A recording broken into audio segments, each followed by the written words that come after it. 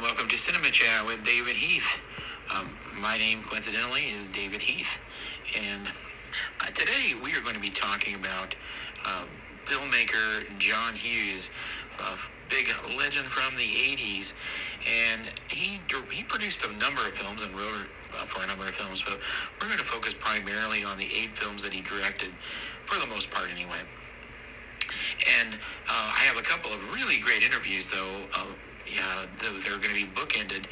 The first one is with actor Liane Curtis. Liane starred in 16 Candles. That's right, the 16 Candles with Molly Ringwald and Anthony Michael Hall.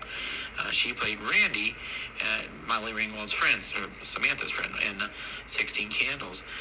And we have a fun discussion about her career, and we talk a little bit about her experience with John Hughes and on the set of 16 Candles, and we'll talk a little bit about the other movies that she made.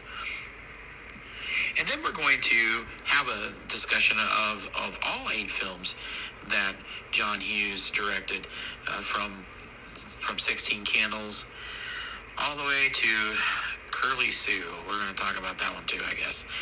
But anyway, he directed 8 films, and we're going to be highlighting all of those. And on the tail end of the podcast, as a real treat, we're going to talk with Tracey Morgan. Tracey, we talked to her before. She wrote that really great book called Searching for Candy, where it talks all about John Candy and his travails in his movie career. And we are going to talking about Tracey Morgan and I, we're going to talk about her new book about planes, trains, and automobiles. And so it is going to be a really good podcast, and this is going to be a good podcast to have during Thanksgiving week. And so enjoy the interviews with Liane Curtis and with Tracey Morgan. And in the middle of that, again, we'll be talking about all 8 films that John Hughes directed. This is Liane Curtis from 16 Candles, and you're listening to Cinema Chat with David Heath. And no, my little brother did not pay a buck to see your underwear, dear.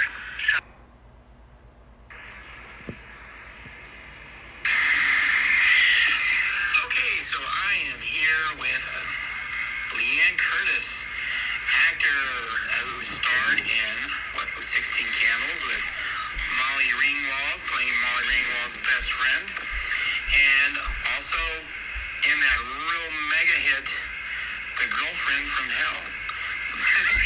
Liane Curtis, thanks so much for coming on here. How you doing? You're welcome. Thank you for having me. I'm very flattered. I am very happy to have you. And let me first talk to you about your experience on 16 Candles. This podcast is somewhat revolves around, this particular episode revolves around John Hughes. And first, let me ask you about your experience with John Hughes. Well, thinking back on it now as a 55-year-old, slightly more evolved human being, he was a really big kid. He was like a big kid. At least he was when the iteration of John that I worked with. What a gentle, sweet human being, very down to earth, hung out with the kids, like I said. Definitely maneuvered as an adult, otherwise he would not have been able to direct anything. But, great guy, good director. Yeah, and what was your experience like with some of the actors? Did you hang out with any of the cast? Who did I hang out with? I remember hanging out with John Cusack, actually. Oh, really? Yes. John Cusack used to come to the hotel room, and I always have a guitar with me wherever I go. So I had my guitar, and there's a tape someplace, like in Los Angeles, and I actually ran across it. And we were just going on. It was nonsense. There's another tape like this. I think it's in England with Robert Downey Jr. when he used to come hang out, but that's not what we're talking about. So, but yeah, John Cusack, and like the thing I remember the most is him just doing this this riff on for 5 years. And I don't remember anything else, but like, probably because the time and space we were in just was kind of like that. So I don't know if, John, you're listening, but for 5 years, it's been a long time. It's been longer than 5 years, Mr. Cusack. Yeah, and it's an interesting film because it was kind of like the beginning for him and also for Joan Cusack was not a well-known commodity at that time. Did you get a chance to talk with her? A little bit. Not a lot. Like, I kind of kept to myself. I mean, I'm an only child. I kind of decided who I spent time with and who I didn't, and I was a little too brazen for my own good, I'm sure. But, that's, what do you want? False bravado, you turn 18 on a set, you kick your mom out, go nuts. Right. If you're Liane Curtis, anyway, don't do that. I did. And so let's just go right down the cast, if you don't mind. I want to first find out what your experience was like with Molly Ringwald, obviously the star. The two of you weren't as close on the set as you were on the screen. Is that right? Well, kinda. I mean, she was younger. My mom left. Her mom didn't. She was sheltered. I wasn't. Like, we kind of hung out a little bit before, like, and I want to say it was, like, passively, aggressively competitive between the two of us. Which is just also weird. It's all such a waste of time to go through any of all that stuff. But I guess you have to experience it so that you can get past it, because you can't get past something you don't go through, right? So it was necessary. But yeah, I mean, it could have been a better, more real, fun thing had there not been that weird kind of, I don't know. It was a little weird. But here we are. It's 2020, and we're both just fine. And in 1984 was when the film came out, and of course another star of the film who I know has gotten completely out of show business was Michael Schaeffelin, who played Jake Ryan. And of course, you, if I remember right, I should know this. You passed no, you didn't pass. How did Yeah, no, I did. I didn't do it on purpose. Like, she passes a note back to me, and I'm sawing rock, so he pulls it from next to my chair with his foot to see what the hell's going on, and then sees what she's horrified that he sees. Yeah. She's horrified the whole time, or at least the first 3/4 of the film. She's horrified till the very end. Spoiler alert. Yeah, but aren't all teenagers just basically horrified? Yeah, they are. I think. Horrifying in turn. I think that's one thing John Hughes did so well, which was put together a scenario where just about every person, every teenager watching that film could identify with it in one way or another, with one of the characters. Right. Yeah. Because every character, he had the array. Like, I guess if you want to go with archetype, he had the popular girl, he had the shy girl, he had, the geek, he had the geek's friends, he had the best friend, he had the confused, forgotten 15 turning 16-year-old, he had the parents, the wedding, the whole big sister, little brother, like the whole array. Yeah, he did a good job right there. What do you think? Actually, he did it pretty well through all of his films, No, you're right. What do you think happened to that archetype that you're referring to? Why is it when you and I were teenagers, it's kind of like I heard Bill Burr say one time. Whenever I was a kid, there was a penalty for being a nerd, and there was a penalty in the 80s. But what do you think? Maybe you don't know, but what do you think happened all of a sudden where now we see movies where the cool kids are really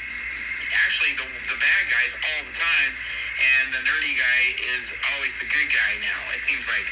What do you think happened there? I caught you off guard. Well, kind of, because I feel like as I'm listening to your question, my brain is just going off like a pinball machine. That could be a complicated answer, but it could also be the fact that I think we live in a place that is polarized for good and for bad, and I think that the parallel of everything from good and evil forces in the Bible to good and evil forces in space movies to McFly and his bad guy, like always picking on him kind of thing. Like there's always it's catalyst. I honestly, like at the end of the day, I think bad is catalyst for coming out of stuff a more full, whole human being. So I think the necessity for it probably is greater than the specificity of it within any story. If that made any sense. Very impressed with that verbiage. Yeah, very impressed. Yeah, and it's just an interesting thing to me how you watch this film and you see John Cusack, you see Anthony Michael Hall.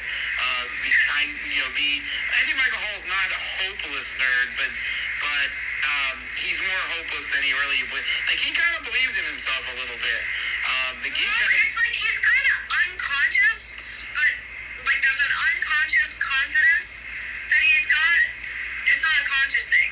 It's like it's unconscious and it kind of evolves a little bit through the end, but like it has to evolve via like getting the cool girl. But then I don't know that at the end of the day, maybe he realizes, Well, he had the stones to sit next to the three of you on the bleachers in that scene, and then of course you remember your line. I do remember my line, and I remember we had to shoot a geek get the hell out of here. Originally the two F-bombs in the movie were Molly. Yeah, Molly, I can't believe they forgot my birthday. Yeah. And mine was, hey, geek, get the out of here. So they get two, and then That came down, Yeah. On PG-13, you could only have one, so guess, like, mine got whacked, which is sad, because that's actually one of my favorite words. I make it a noun, I make it an adjective, I make it a verb. Like, I can make that word anything. And I can say fornication under consent of the king, too. That's kind of funny. You have it's so you delivered it with such gusto. You're like, how's Yeah, there? can you imagine there was an F-bomb there instead? Yeah, I know. It would have been even more It would impactful. have been the gustiest ever. Like, I do have the most racist line in the movie. That's always fun. Yes, you did. And That would get greenlit today? I don't think 16 Candles would get a green light today. Do you? Too much, like, not with politically correct. We can't do that. yes, that's right. There are so many things that are crazy about this film that just wouldn't fly today. Well, now, wait a minute. Is it crazy about the film, or is it crazy about how uptight people have gotten? I think it's about 3/4 how people got uptight. Okay. Like 75-25? Yeah, I think your particular line was like, wow, that is really that is kind of crazy.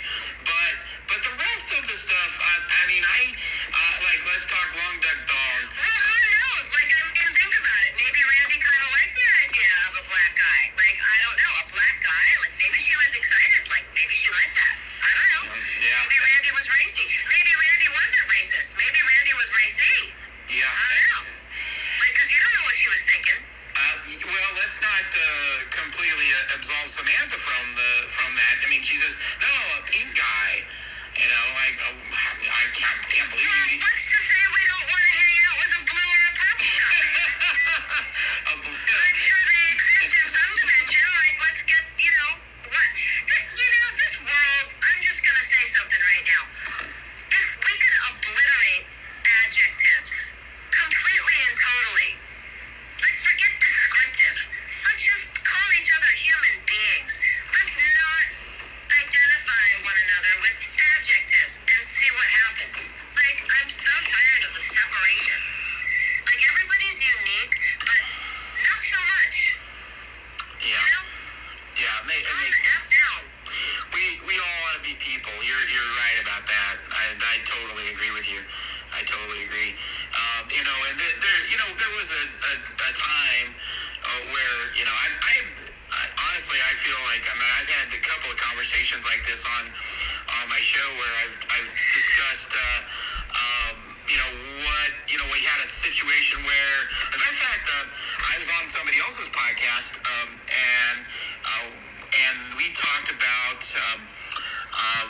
this subject and how we thought, like, you go all the way to Tropic Thunder in 2009, and that was kind of the end of this kind of comedy. Oh my God! But let me tell you how brilliant I think that film was. I love that movie. Oh my God! It's funny. Fabulous. It's funny, and it was very much in the vein of 16 Candles humor. I mean, certainly it wasn't about teenagers, but they No, but Tom Cruise, give me a break.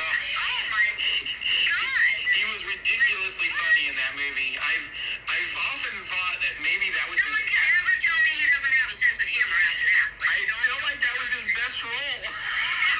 Like ever. Because you don't expect it. Like, really? Seriously? He was on fire in that film. On fire. No, that would be fire. Yeah, fire. Rain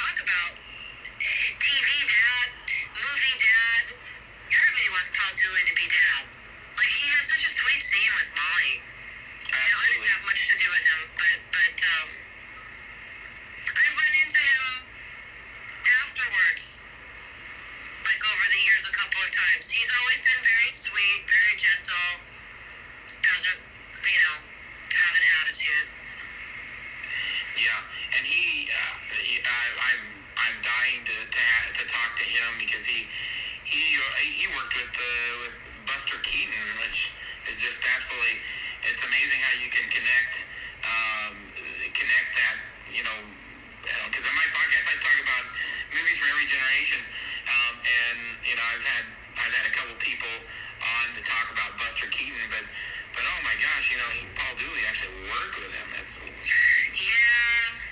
My family was in the business way back in the 20s too. You mentioned that you knew. Tell us about some of the people that you've met.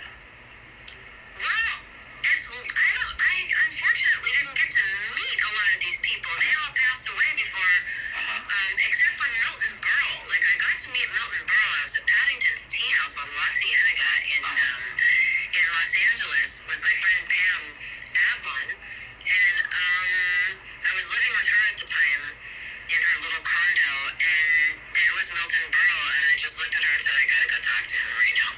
And she just kind of looked at me and said, he knew my grandma, and I knew that it was a once-in-a-lifetime opportunity, so I walked up to him, and he kind of snarled at me, and then when I said, did you know Mabel Ford? His face completely changed, and he said, yes, I knew her when I was a kid. Why are you asking? I said, that's my grandma. And he just said, Booby, come here. And he gave me the biggest hug. He was so nice. He was so nice to me. Yeah, that's awesome to hear. I totally believe that the story went down as the way it came, because I don't think he was always real keen on people just walking up to him. He was kind of a grumpy guy, but I think. Oh yeah. I was afraid. I was literally afraid. Yeah, but he would. When I was a kid, I'd go to Sardi's, with my mom all the time. And Charles Nelson Riley, I could just sit with him a lot because he would come. A lot of people would show up after all of the crowd would go to the theater. And that's when the celebrities would come and eat dinner at Sardi's if they were there to have dinner, and not, quote, be seen, unquote. They would come at 8:15, and you'd have a quiet, nice dinner, uninterrupted by fans and all that stuff. So Charles Nelson Riley, he was a regular. I used to go and sit with him when I was little. Warner Klemper. Who else used to hang out over there? A lot of people. A lot of older people from, 50s, 60s. Jack Denny was in love with my grandma. That didn't work out, thank God. Otherwise, I wouldn't be talking to you. Well. Yeah. No, but Harry Fox, and Beatrice Curtis did Wax Coil Films, and it was a series of them, Harry and the Bee, and it was my father's half-sister. My grandfather had a couple kids, apparently. He had three. My dad and Beatrice, and then another. And the another had a family who lived in Connecticut, and then they found me on social media just recently, which is always kind of bizarre and cool. Yeah. Especially when you're an only child of two only children and don't have that much family, so it's always interesting when people pop up like that. Social media has changed so many things with the way we operate. I wouldn't be talking with you without it. It's amazing how people can connect. It's just very, very, very odd. You know what, Liane? I wanted to. Oh, let me talk about also real quick. Haviland Morris and Anthony Michael Hall. Touch on those guys, on your experiences with them, and then I want to move on to something else. Haviland was really, really sweet, and as a matter of fact, she's got a daughter named Faith Score, who's an amazing ballet dancer. She was dancing with the LA Ballet Company, and I got to see her perform, and I brought my daughter backstage, and we went to go meet her. So I haven't really seen Haviland as an adult, because remember, I was 18, which, legally you're an adult, but, most 18-year-olds, I'm barely an adult now at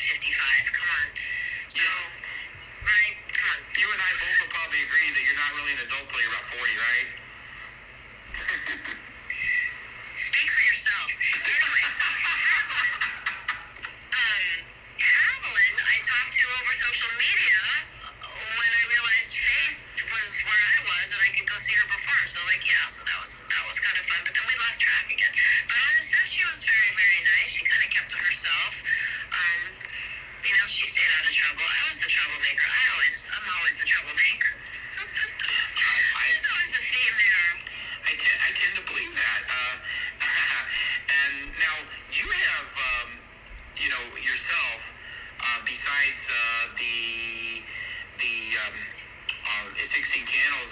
You've appeared in you were in a lot of TV shows. 21 Jump Street, Married with Children.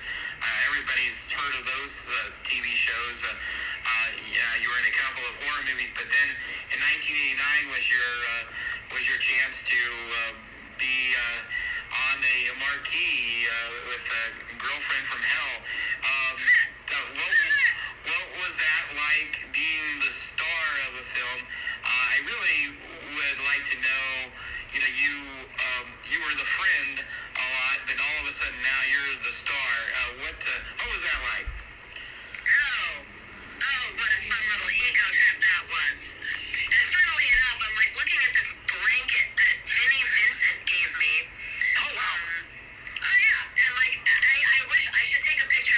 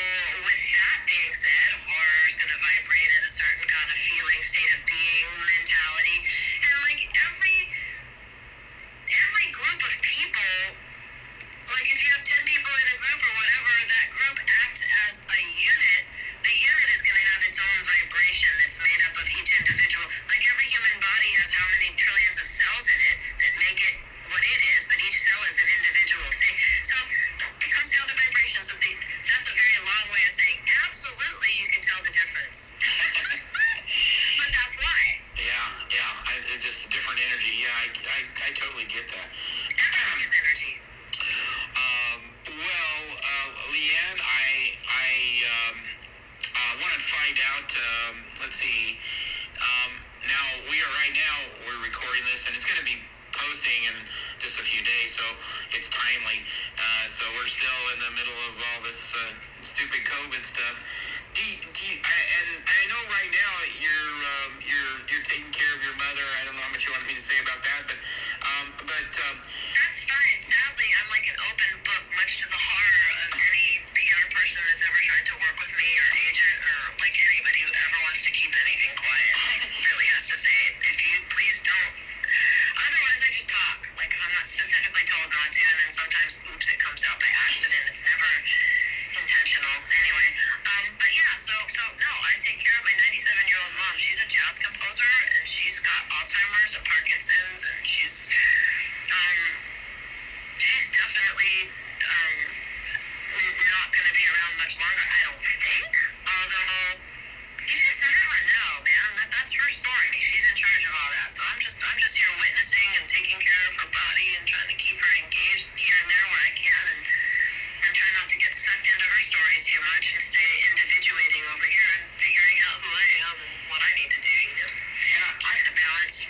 And I would like to have people. I've listened to a little bit of your music. Tell people you're into music yourself now. Where can people find your music? Okay, well, I've got an array of stuff up on SoundCloud. Yeah. And I think you can find it at SoundCloud, and if you put /Vulcan, like Star Trek, and I think there's a dash, then the letter A, then another dash, and the word music, Vulcan A music. You can find stuff there, everything from covers I've produced on my daughter when she was younger, to some of the music that she's no longer interested in associating with, but that I still kind of control. There's some stuff that I sort of mess around with and put up, that's my own stuff. And I've got some of my mom's stuff up, some of the stuff that we control, some of the stuff that she sung that was never released officially. But yeah, I've got a nice little cadre of music up there that probably would do well on TV and film and commercials. So, you know, sure, have a listen. Please do. What's in the what do you see yourself getting back into acting again? You know, I see myself staying in a flow state, a creative flow state, and if that includes acting again at some point, I am so open to that. It's not funny. I'm open to anything that feels good. I'm open to having fun. I'm open to playing. I'm not open to being in survival mode and being all stressed out and being ego trippy and competitive and like that. If that's what's going on, I'm really not interested. But you know, I would love to make some good content with others that are like-minded. I would very much enjoy that. So whatever that looks like, I'm like I said, I'm open, you know, and I'm here. Well, you definitely know how to deliver a line, and anybody that watches 16 Candles or that, and which is probably just about everybody at the sound of my voice, has probably seen 16 Candles, and you're the one that tells the geek to get lost, and it's You're not the only one I've told to get lost in my life, you know. That's okay. He's the one they told on that particular film, but Yes. yes, I'm good at that. yes, and Liane Curtis, the person with the most racist line in the film too, but you're gonna live with that one for the rest of your life. So, Probably. yeah, people. I just delivered the line. I didn't write it. That's like you. No, that's true. Don't shoot the messenger, man. No, I'm not shooting you.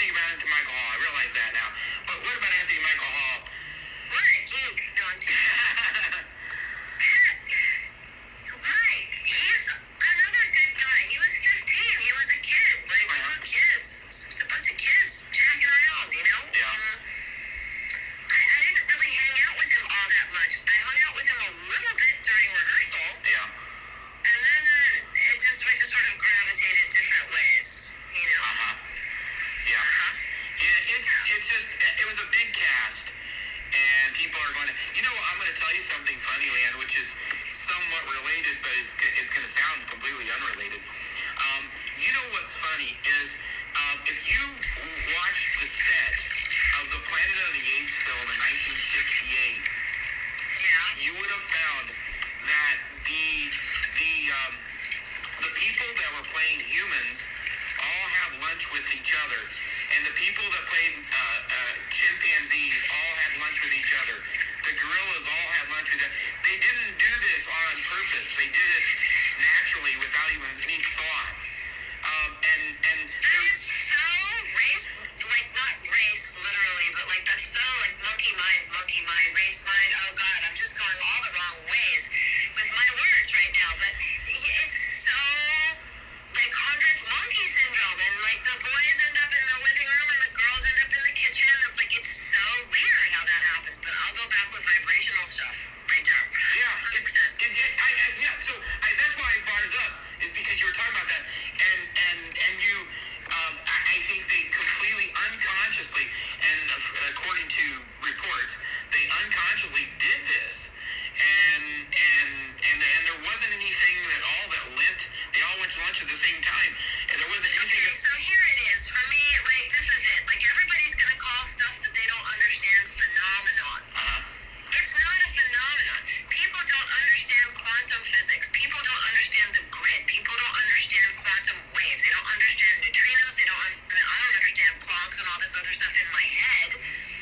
But like, explain people bilocating. Explain people doing remote viewing. Like it's all about consciousness. Atoms can superimpose themselves, like a I can't remember the term like now because I'm not a scientist, but I understand all this stuff. Like you look at an atom and what you're focusing on collapses into what you're seeing. Like, and if you're not looking at it, like there's a tree fall in the forest, and if you're not in there, can you hear it? Like that whole thing. Like it's just weird. Nobody pays attention to what they can't see.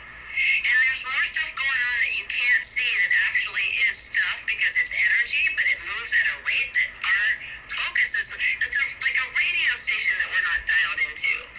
Everything has frequency. Everything has vibration. So, yeah, unconsciously you put two heart cells in a petri dish separate from one another, and eventually they start beating at the same rate. Yeah. It's really an odd thing. Nice. I thought you might feast on what I just told you. Yeah, I had a feeling you were gonna really enjoy that story. Yeah, well, I also enjoy like Emily Smith and watching Cosmic Disclosure at night, Beyond Belief with George Norrie. Like, I want to start a podcast. I want to start having fireside chats on recorded Zoom meetings with people like that, and people who have experienced quote phenomenon unquote. You know. There you go. Fascinating. Well, Liane Curtis, thank you very, very, very, very much. I appreciate a lot of the people are hopefully going to listen to this, and but just to let you know, we'll be posting on Sunday. I'll make sure and remind you to you want to listen to it. But yeah, and then send me a link so I can post. Absolutely, I'll do it. And I do want to encourage everybody to listen to Liane's music and check out Liane's IMDb because it is very impressive. 38 credits, and a lot of them are really good. A lot of really good credits there. Biddy and June. Somebody said to me the other day, actually, not to overspeak you, but like it's a kid. Like I never figured out how would you market somebody? And he said, "Oh, I would know how to market you in a second." I'm like, "Well, how's that?" He said, "Look at your career." I said, "What about it? I'm nobody." He said, No, that's not it. But like for a nobody, every single project you've worked on has had a major star in it. You've worked with Johnny Depp 2 times, you worked with George C. Scott, and then he rattled off everybody, and I was like kind of impressed with myself after he got done with me. Like, but I look in the mirror and I just see like this 55-year-old chick who's a little bit nuts and like thinks about consciousness and UFOs and extra dimensionals and starts drawing stuff. Like, I'm just in my own little bubble, you know. But like, I guess marketing is everything. Yeah, just check out the IMDb and you'll see all the big mega stars that you worked with, and I mean, Yeah, like you mentioned, Johnny Depp. I mean, everybody's heard of Johnny Depp. And Yeah, so, especially lately. What a poor guy. Like, oh my God. and the thing is I think we discount the character actors in films anyway. Sometimes the stars just are accidental stars, and the the true stars really, in my opinion, are the Paul Dooleys of the world. I mean, he's got 218 credits, and he's performed with just so many great actors. I mean, that's somebody that, quite honestly, out of that whole cast, I mean, he's the one that has that IMDb that just absolutely bogs my mind. Your IMDb, I'd put it up against Molly Ringwald's. I mean, because just because she was a star more often doesn't mean that she's got the better set of films, and I really don't know that she does. So I think after this, you got The Breakfast Club, and it kind of went downhill a little bit for her. But anyway, I don't want to say too much about that. But you know what? She's actually also very, like, intellectual, and she's into reading and writing. She's on Reddit. She's very well-spoken, like, as an adult. I know she likes her jazz music, and I saw her in Sweet Charity, and it was good. It was okay. And I'm not saying this to be mean. It's like there are better actors, there are worse actors. I'm not gonna say Molly's like the best actress I've ever seen. Oh my God, no. Like Kate Blanchett. I'm sorry. Like there's a list of others that are really like top notch. Meryl Streep. I'm not putting Molly Ringwald in the Meryl Streep pile, but I'm also not gonna put Scream Queens in a pile with Molly Ringwald. Like it's all vibrational. Yeah, no, you're right. It's not better or worse. It's just different. No, that's all valid. I definitely appreciate that. Yeah, but yeah, you've got a really good resume.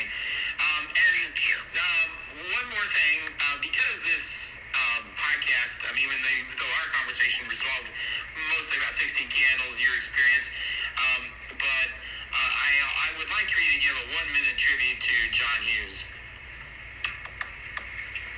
I think John Hughes was one of a kind. His sense of humor was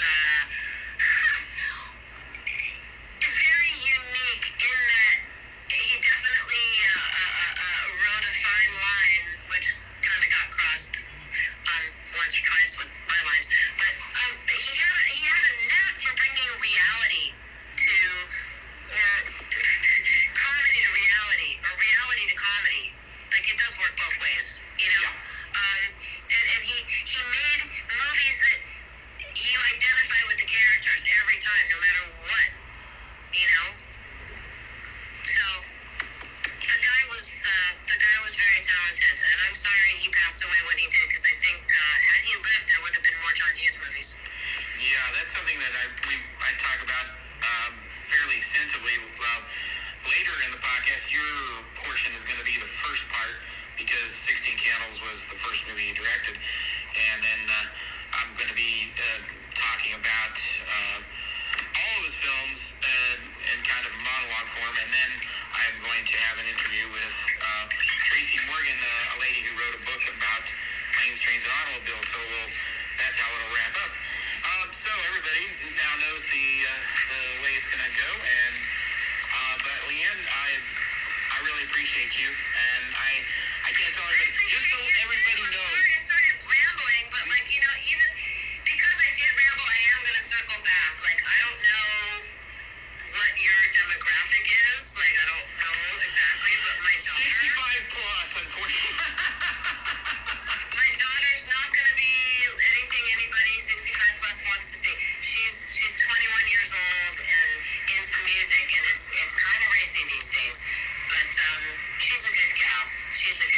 So go to my SoundCloud. Then you can listen to some Jack McKenzie music that is more palatable for our age group, I will say. Yes, please do. Please check that out. But yeah, I have a lot of. Really probably my highest demographic really is 45 to 54. but which is, but it is juxtaposed numbers like that. it changes. Well, it just changes. It depends on the show. I mean, I interviewed Ben Kasalki a few months ago. I don't know if you heard of him, but he directed a kind of a small film, another teenage film called Banana Split. It's a fun movie. It's a really fun movie. It's very good. It's really well done. It's also a teenage angst film, but it's from 2018. And he and I had a really good conversation, and I only had 18 to 24-year-olds looking at that one, or listening to that one. Yeah, I'm fortunate enough to be able to. I got an idea. Not everybody identifies their age, but I kind of have an idea of the age group that people listen. And I'm 55, but I act like a 12-year-old half the time, so you'd think that, 25 should be my demographic. I think this one will be the 45 to 54 and the 55 to 64 crowd. Which makes sense. So, well, Liane, and by the way, I want to say thank you again, because I want my whole audience to know that you were kind enough to do this twice with me, because our first. I wasn't gonna rat you out. I'm ratting myself out. I want to say thank you, because Liane was very kind to come back on a second time. We had a conversation very similar to the time, and some of the conversation was similar. But Liane was kind enough to come on the show and re-record with me. And after I kind of said please, and Liane was. Now you're gonna have to put up with stupid pet tricks because you said that. Here, Licky. Whoa, licorice. This is my African gray parrot. What does a crow say? What does a crow say? Do it again. What's a crow say? No, what's a crow say? Oh, come on. She did it before. I don't know if you heard it. She knows she's being recorded. Yeah, that's. Yeah, well, no, she actually did, but I just I talk too much. If she did it before I asked, because she's a notorious beggar. When this bird sees something that she wants to eat, she either starts meowing, because she thinks if she meows, she's gonna get it, because I ask her, what does a kitty say? And she'll say meow, and then she'll say, what does a crow say? And she'll say, oh, and I used to teach her, I used to use Jacqueline, I used my daughter. So, and I would use almonds. And I'd say, Licky, what does a kitty say? And she wouldn't say anything. And then I would give the almond to my daughter, because my daughter would get it right. Then I would tell my daughter, get it wrong. And she would do it, and then I would say, no. And I'd go back to the bird. Okay, ready? What does a crow say? Good girl. There you go. Yeah, kitty's too common. We gave him crow. All right, now I'm going to go eat crow. No, I won't. I will. Well, Liane, just keep in touch, and I may have a Benny and June podcast in my future, so keep that in mind. I may ask you to come back on again. Oh gosh, you know who and I never say you should anything, because that's just so rude to tell anybody they should anything, but you should try to find Mary Stuart Masterson. I think she's in upstate New York, and I think she is she's adulting, but she's staying very creative from what I've heard. But what a nice gal, what a good gal she is. She was so nice to me, oh my God. She seems like a very warm person. I've gathered She that. was so nice. Fried green tomatoes has got to be one of my most devastatingly, stab you in the heart, favorite films.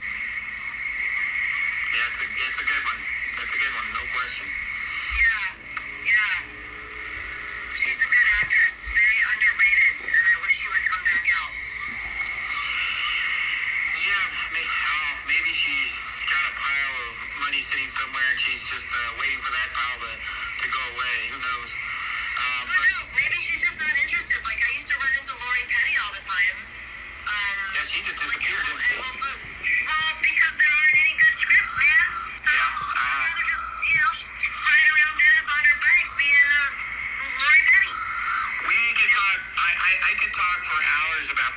another subject about how movies have, it's really changed a lot, and it's like there's so many comic book movies. Devlin complains because he says there are 4 studios and they've got all the movies, like everything. It's so weird. Okay, so what happens? One day there's going to be one studio that controls everything. Yep. Everything's going toward like a one world order. So like it's either a huge budget film or it's a small indie film. 3 cents and favors. Yep. Yeah, and please do this for me, that kind of thing. Yeah. Casting people in films is not easy because there's so many people like you that have experienced Hollywood in a different way, and then people are like, I don't know if it's really worth it. That's what people are thinking. It's weird too because once you say one thing, like if you say how you feel about Hollywood, and like honestly the storylines and like all these shows that are out that like lead kids by their nose, like I kind of didn't want to be a party to indoctrinating people into adopting some kind of paradigm that's just bullshit. Yeah. Like we peddle bullshit. We peddle bullshit. We peddle Kardashians. We peddle selfies. We peddle like you gotta look perfect. We peddle all kinds of things that like in society in the real world are just makes people mentally ill. Like and it's all a control mechanism to keep people like and this is where I get a little conspiracy theory, Like and if that's I don't wanna make money doing that. I'd rather starve than make people influence people for the yucky. I won't do it. Yeah, totally. Real music. Sit here and draw aliens. Leave me alone. Well, Liane, I will let you get back to your evening and Let me get back to drawing my aliens all by myself up here in my tower. I'm really looking forward to posting this because I think it's going to be a pretty popular one, and I'm also going to post the podcast that I appeared on the one with a couple of my friends that did one on planes, trains, and automobiles in specific. And so I'll post that one later in the week on Thanksgiving Day is when I can actually post that. So if you're interested, you can listen to that one as well. But anyway, well, you take care, Liane, and please stay in touch. We're gonna do something again, and I will talk to you again soon. All right, man. Don't be a stranger. Thank you so much for having me on. I really appreciate you. Oh, Liane, you're the best. Thank you so much. Okay, so I am here with Liane Curtis. Liane Curtis for coming on the show. Sorry about that little technical snafu, but we are appreciative of her coming on. And now we'll go to the next segment of the show where we're going to talk about all 8 of John Hughes' directed films. You have your finger so much on the pulse of what is happening with young people right now, and how do you maintain that? I mean, do you go and hang out with them, or Well, most of the actors have been pretty young, so I've been around them in a working relationship. I get a lot of mail, which is great. I mean, in one letter to get everything that you ever want to know about what's going on with these people.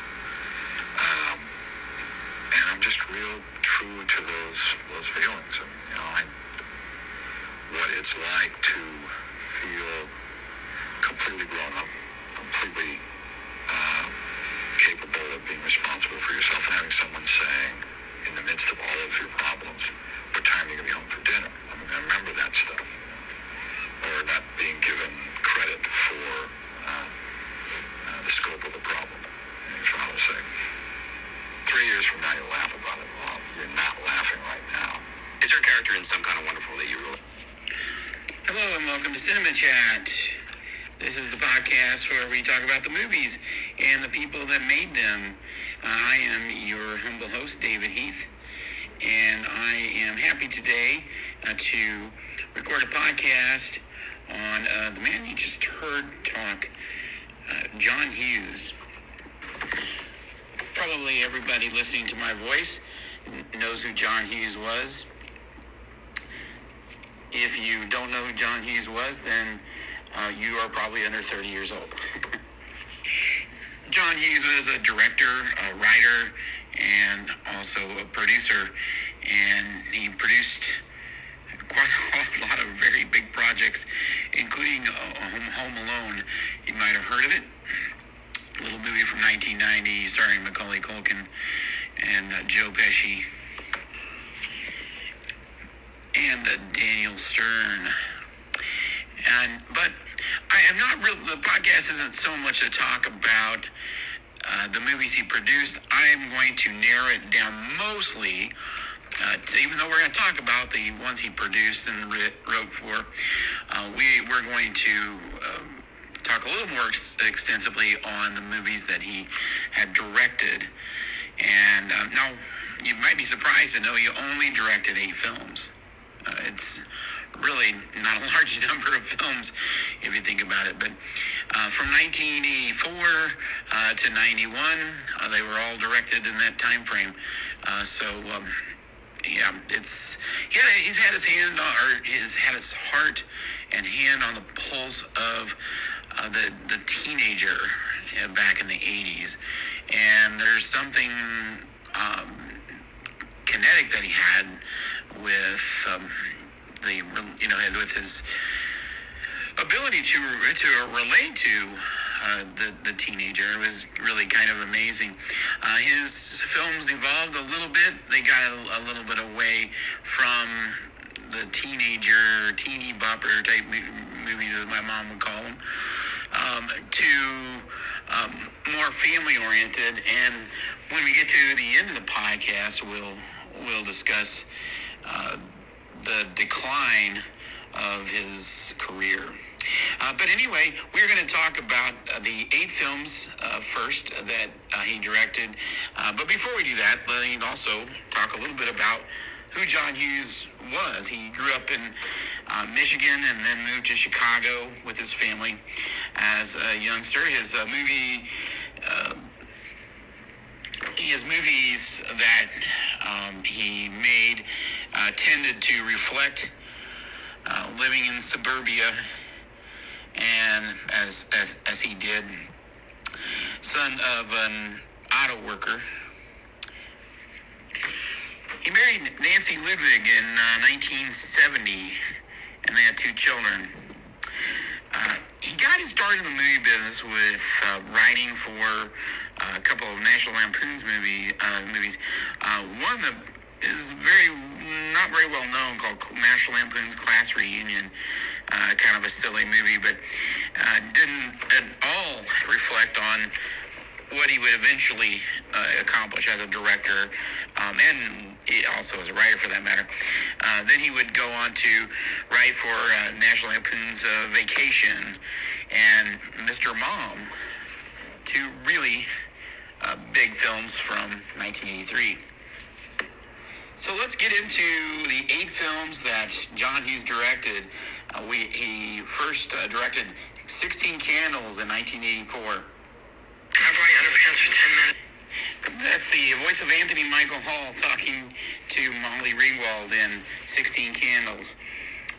The film also starred Michael Scheffling, who starred as Jake Ryan, and I think people know Jake Ryan a lot more than they know Michael Scheffling. But it also had some veteran actors such as Billy Bird, Edward Andrews, Max Showalter, John and Joe Cusack made appearances in the film too. And it was the first appearance for both, I believe.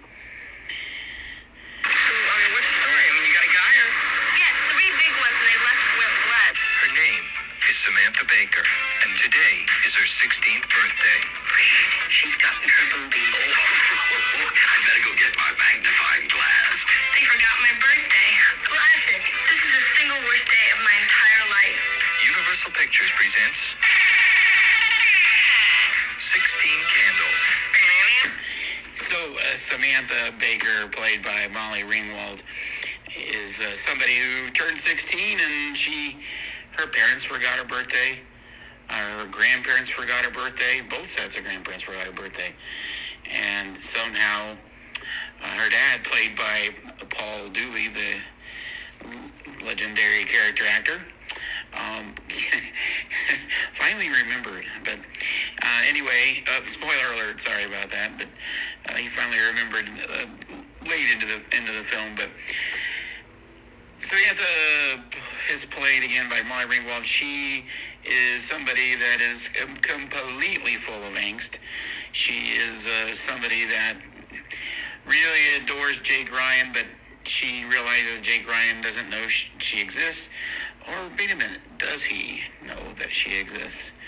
But anyway, the film is all about her trying to chase after him, and Anthony Michael Hall plays Ted, the geek, and he comes after Samantha. Well, eventually things end up kind of crazy and tangled, but this film is funny, and it remains in my heart to be the best of the John Hughes directed films. Now, as you may note, if you've seen the film, then you know there's a lot of out of bounds humor, especially for a PG movie. This movie was PG.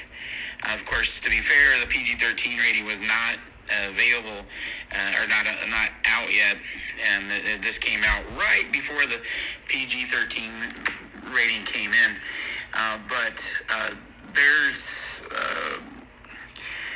all kinds of sex jokes. There's nudity. There's lots of racial humor, and it's just it smells like an R-rated film. I remember seeing it. I was 13 years old. Now I've given away my age. I was 13 years old at the movie theater, and I felt like I was watching something that my mom wouldn't have approved of. But it was PG-13. Or it was PG. The PG-13 wasn't available. But, yes, there's all kinds of blue humor in it. The jokes come pretty rapid pace.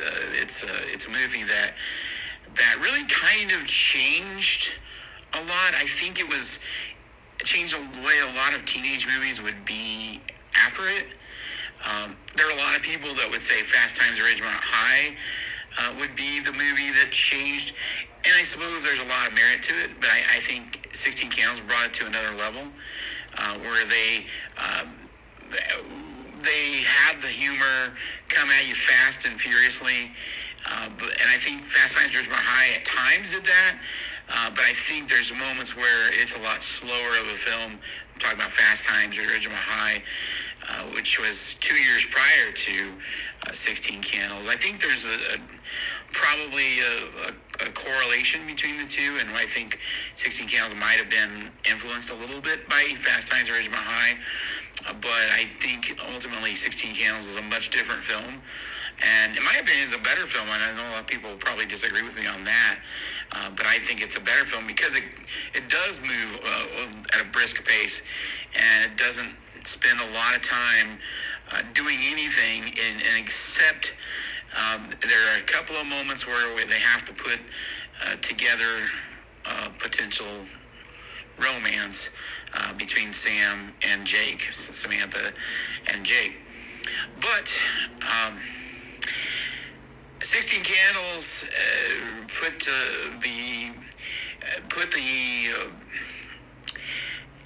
it kind of put the shed light on all kinds of teenagers and the angst that they feel.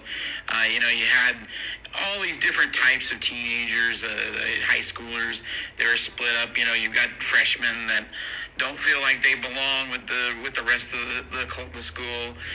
You've got some richer people and you've got some poorer people. You've got some better looking people and not so good looking people. And there's it does a lot to show the divide, but it's not really making social commentary per se. Not a lot anyway. But And there's date rape jokes in it. It is cringeworthy. If you haven't seen it for 30 years, you're going to cringe a little bit. You really will. If you can get past some of the crazy humor from it, then you're still gonna love it. But it is cringeworthy. There's your Chinaman. Oh, thanks, Fred. Hi, Don. What the? What is he doing around there? What's happened? What's happened? Open the mirror in front of his mouth. Howard, he's dead. Oh, shit. I paid $7,000 for a wedding. I'll never see it. Oh, watch your language, Mr. Dirty Mouth. Oh, my God, he is still warm. Oh, good. You're on hot milk. Canine cologne. Oh, no more Yankee, my Winky. The donga need food. Hell, he's 3 sheets to the wind. He's drunk as a skunk. Oh, why don't you shut up, Fred? Shut up. Dong. Dong. Don, Grandpa is talking to you. Where is my automobile?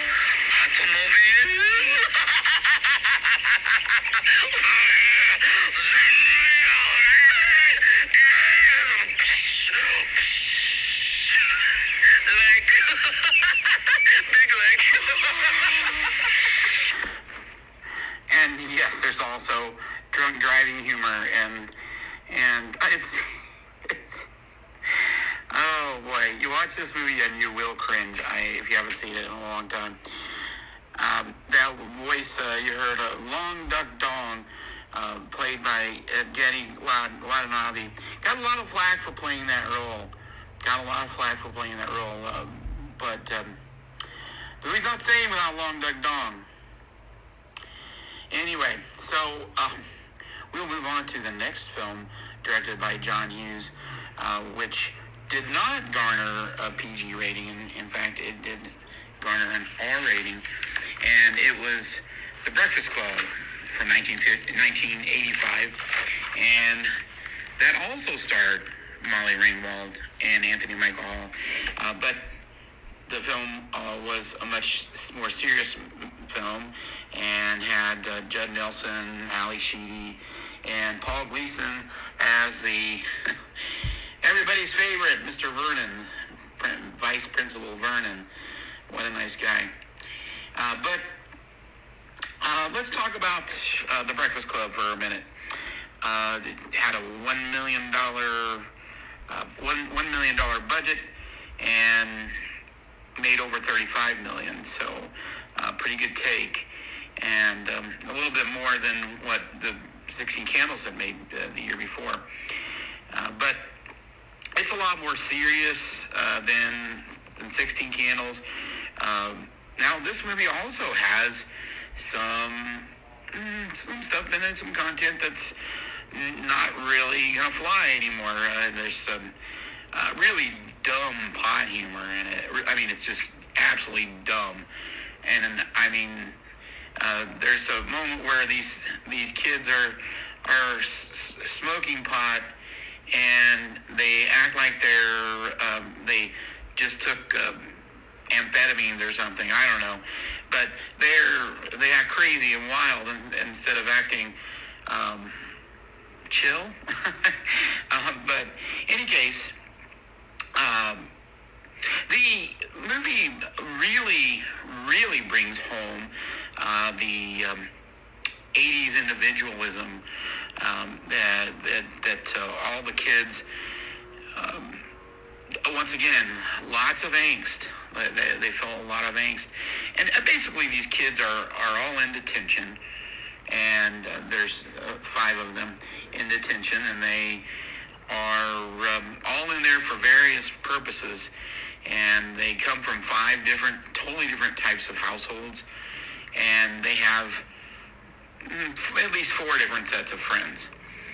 And it's really kind of a poignant film, and it shows how five people that are not like each other can actually relate with each other. But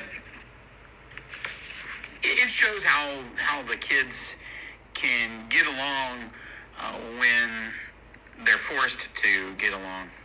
Any questions? Yeah, I got a question. Does Barry Manilow know that you raid his wardrobe? Give you the answer to that question, Mr. Bender, next Saturday. Don't mess with the bull, young man. You'll get the horns. What was that ruckus?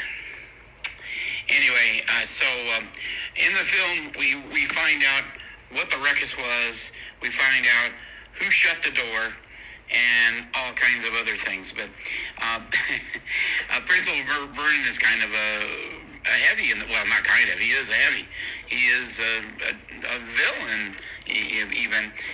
In the film, John Hughes demonizes the man.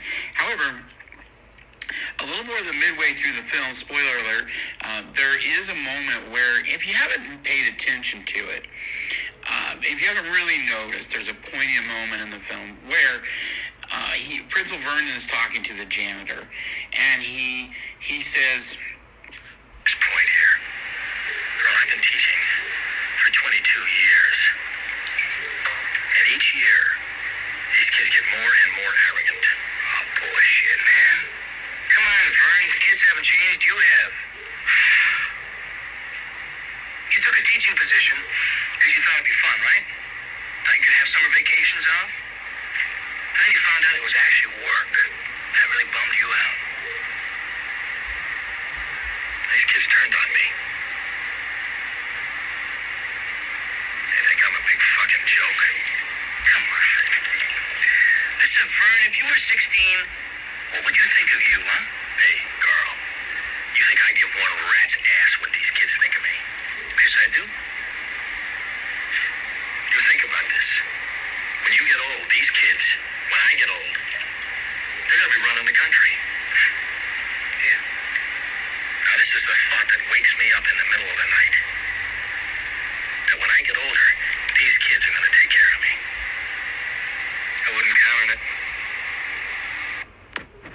so we have a moment there where Principal Vernon is actually vulnerable, and we see him as a human and not just like this wooden villain.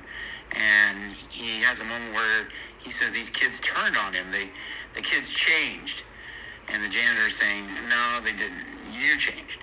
And so it kind of is like, I heard somebody talking about this film a while back. I can't remember where I heard it, but I thought it was a really good point. And that's that when we're younger, I'm a parent of two grown children and now a grandparent. But when you are a young person, 15, 16, 17, you tell yourself and you promise yourself that you're not going to be this way with your kids, or you're not going to do certain things. And with a lot of those things, I indeed kept my promise, but there are some things that you're not going to keep your promise on, and you forget that you promised yourself. And when you're 15, and then you flip it to when you're 35, and all of a sudden you've got a different angle to look at things. So it's very poignant.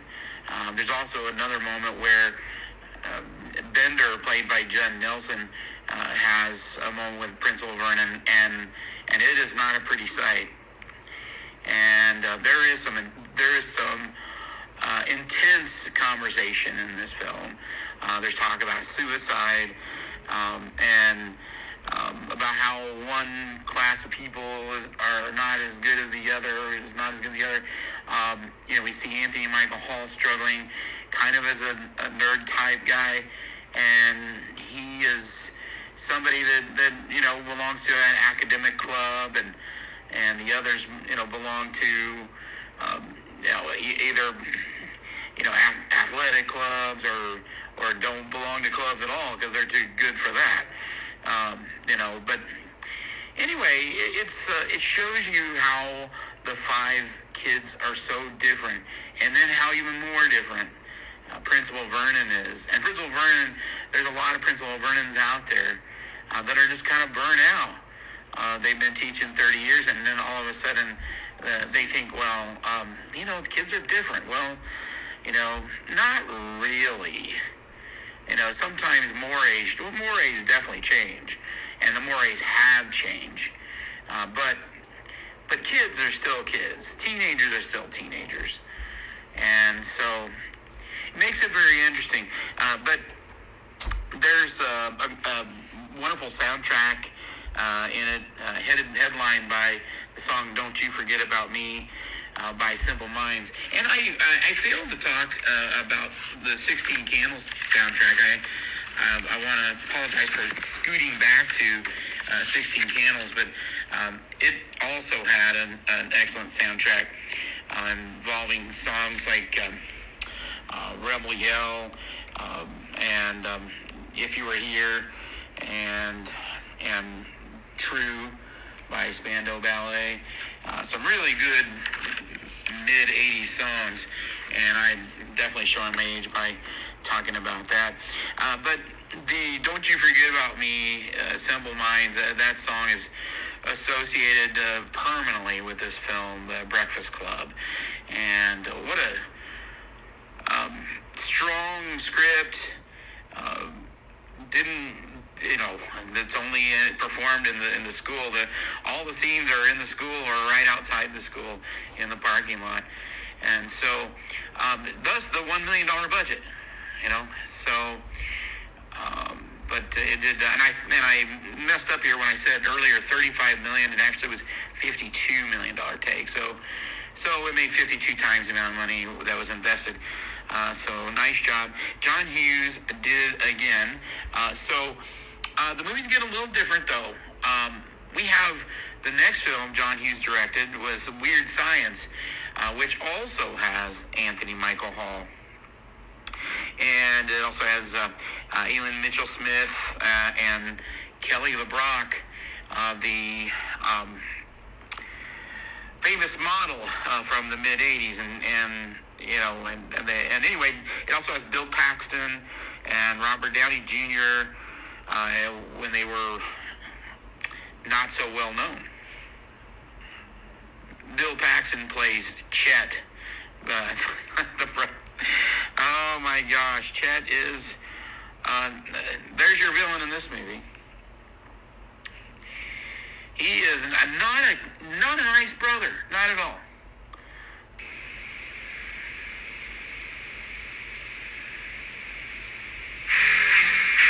That's not a bad idea. What? Making a girl. Actually making a girl. This is Wyatt and Gary. I give her one digit memory glands. Something's about to change their world. Something out of this world. What would you little maniacs like to do first? It's all in the name of science. Weird science. You would be a party animal. You had to learn to live in the jungle. Not us. Not here. No way. She is turning their lives. Trust me for once, will you? What is going on? Gary, I don't know. Their minds. And their house. Upside down. It's seriously affecting your sex life. It's completely unnatural. You realize it's snowing in my room? Totally unbelievable. And definitely weird. They went from zeros to heroes in one fantastic weekend. That's so good. Universal Pictures presents a John Hughes film, Weird Science. It's purely sexual. So, Weird Science came out in 1985 as well, and the film had called, easily enough, Weird Science. But once again, Anthony Michael Hall plays the nerd, and he is this time teamed up with his friend Gary, Wyatt. Anthony Michael Hall plays Gary, and so Gary and Wyatt decide, let's make a girl, and so they make a girl from their computer, and out comes Kelly LeBrock. And so they are now all of a sudden popular because they have Kelly LeBrock, or share her as a girlfriend.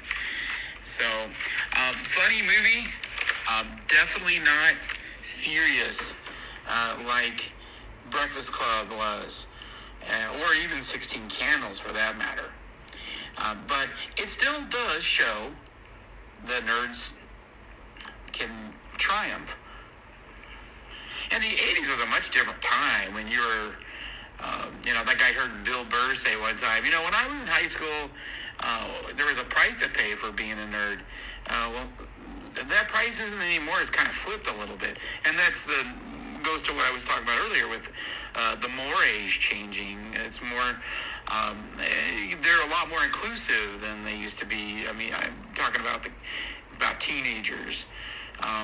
The two generations after me are a lot more inclusive and of everybody. So it's a very interesting dynamic. But in the 80s, it was definitely not like that.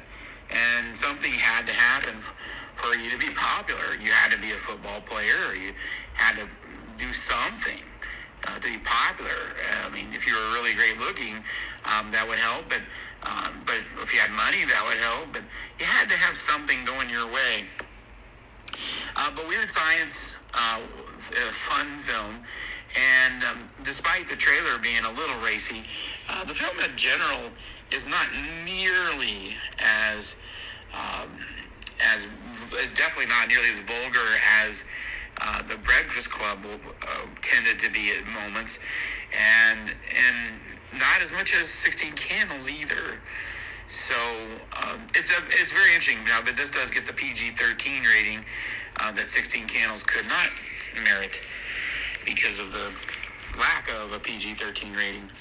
But this was followed up by a much more innocuous film, Ferris Bueller's Day Off in 1986. And that's something you can watch with your mom or your kids, and nobody's really offended by it. Starring Matthew Broderick, Alan Ruck, and Mia Sara. Here. Adam Lee. Here. Adamowski.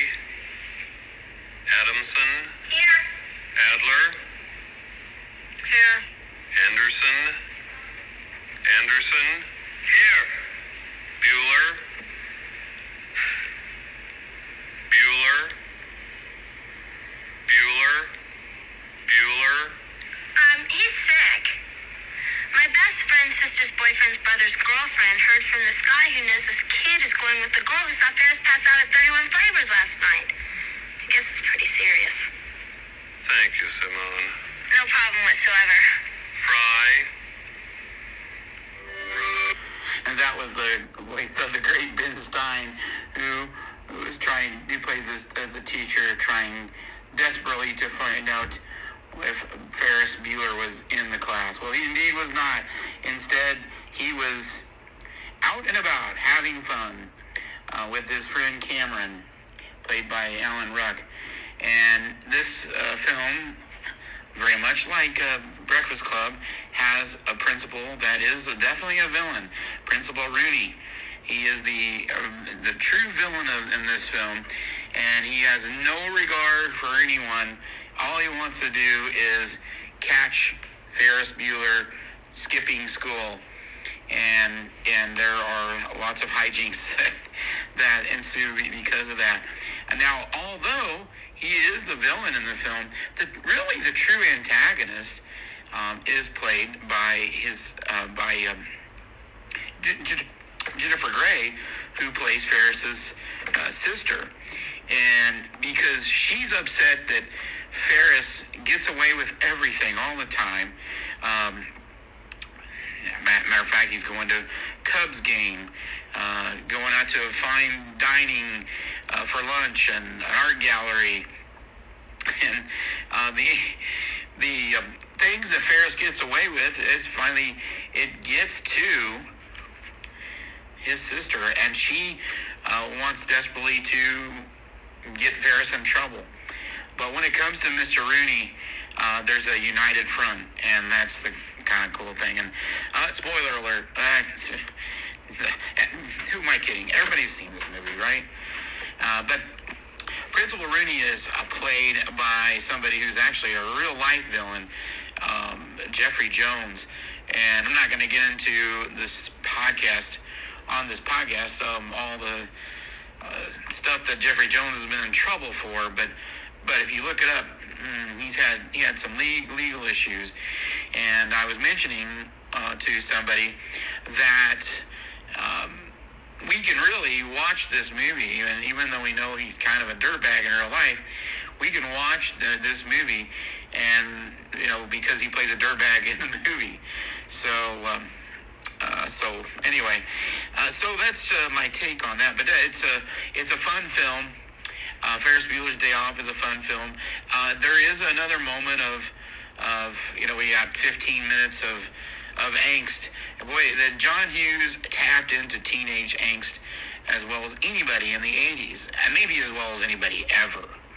I don't know of any director that's tapped into teenage feelings this well, this many times.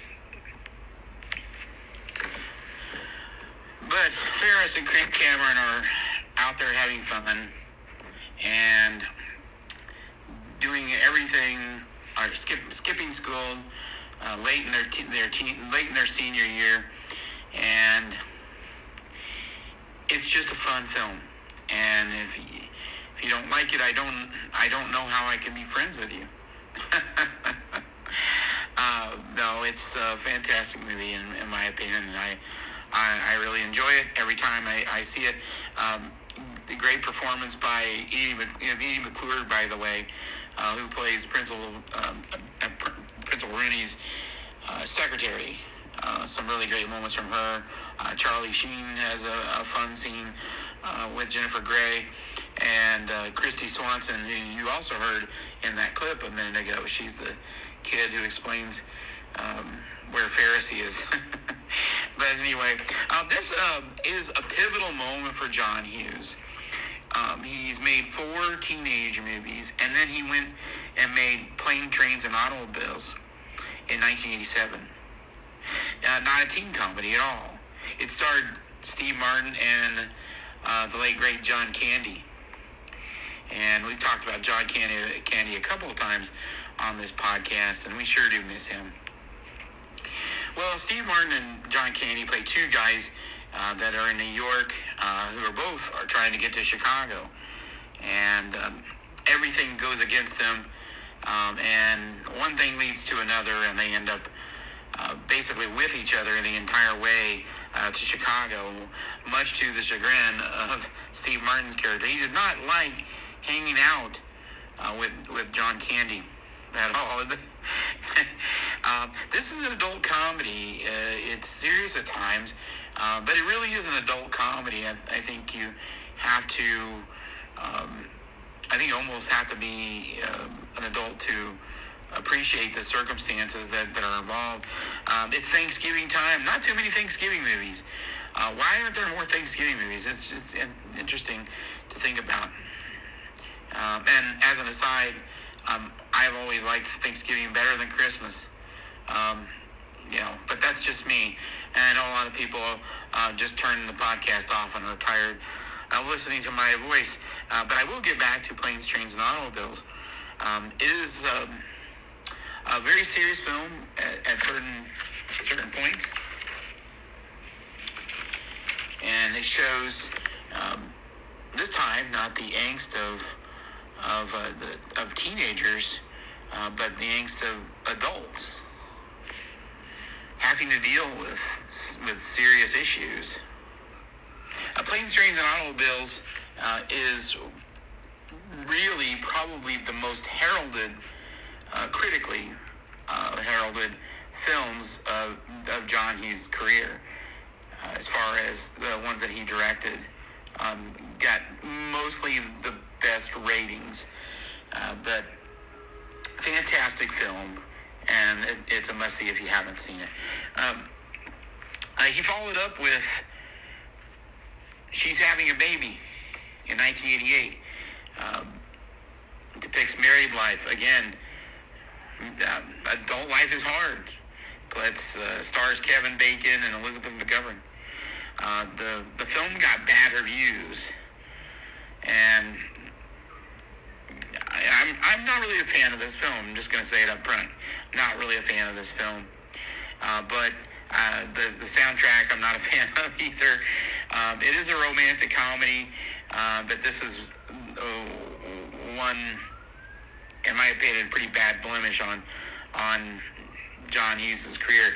If you like the film, I'm good for you, but I'm just not a fan. But the next film I am a really huge fan of, and this is Uncle Buck. And this one, I think, is hard to say, but I put this for completely different reasons. I put it up there with 16 Candles and The Breakfast Club. Like, which one of my of those three are my favorites of John Hughes? It probably depends on the last one I watched. But what a good movie. Uncle Buck, to me, is a masterpiece. Stars John Candy playing the Uncle Buck. And it's all about how, once again, we have a situation where we have adult problems. These poor guys, this poor couple, they have to trust Uncle Buck to come stay with the kids, and they don't trust him because he's a gambler, he's a drinker, he's a smoker, and he's just not very well trusted. Doesn't have kids, never had them, and so they don't trust him. But Buck comes and earns the respect and love of the children, and it's just such a warm film, and there's so many great moments in it. John Candy is really at his best in this film. Have you ever tuna? You ever hear of a ritual killing? I don't get it. You nod her face in public like that again and you'll be one.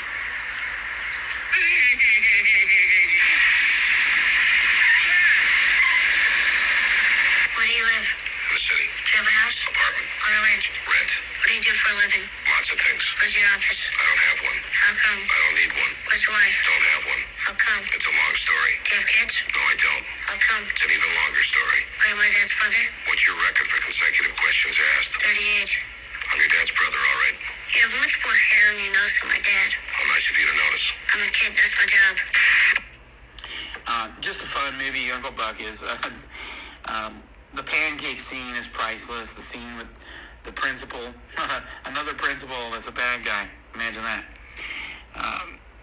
It's fantastic. All of the whole Bug parts.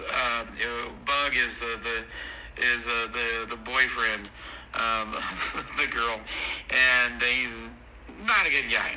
And John Hughes is once again able to have two villains in the same movie that don't have the same purpose. We have the principal and we have Bug. And again, there's some serious moments in this film too. And the film is really from Buck's perspective. I think Planes, Trains, and Automobiles with John Candy, I think Steve Martin plays the protagonist in that a little bit more. And we feel sorry for him because he's stuck with John Candy all that time. And then when John Candy gets really humanized later, that's whenever some of the sadness or melancholy nature of the film, kind of creeps in. But Uncle Buck has those moments too, where he has to earn the respect of the kids. There's also a really great scene involving Laurie Metcalf. She was funny in this movie too. But Buck's gambling and drinking and overall lazy nature doesn't impress his sister-in-law, and so it took a lot for her to let Buck come be with the kids.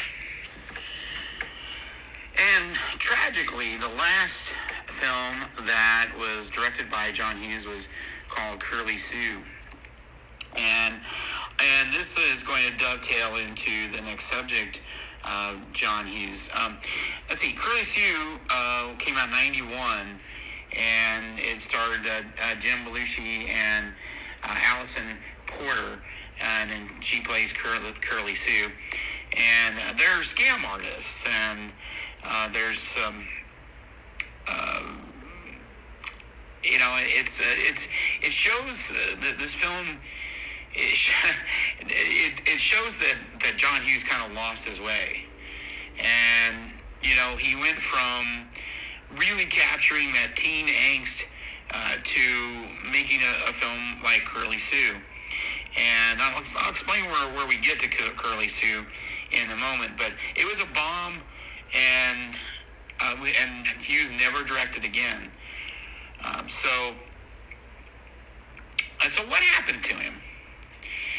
What happened to John Hughes?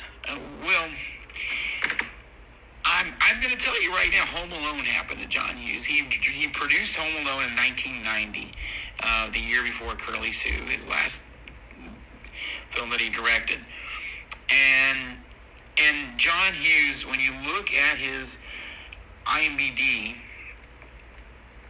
he went from making these teenage movies to, we made a few movies about adults, to now he's making movies, these family-friendly, fun kids movies.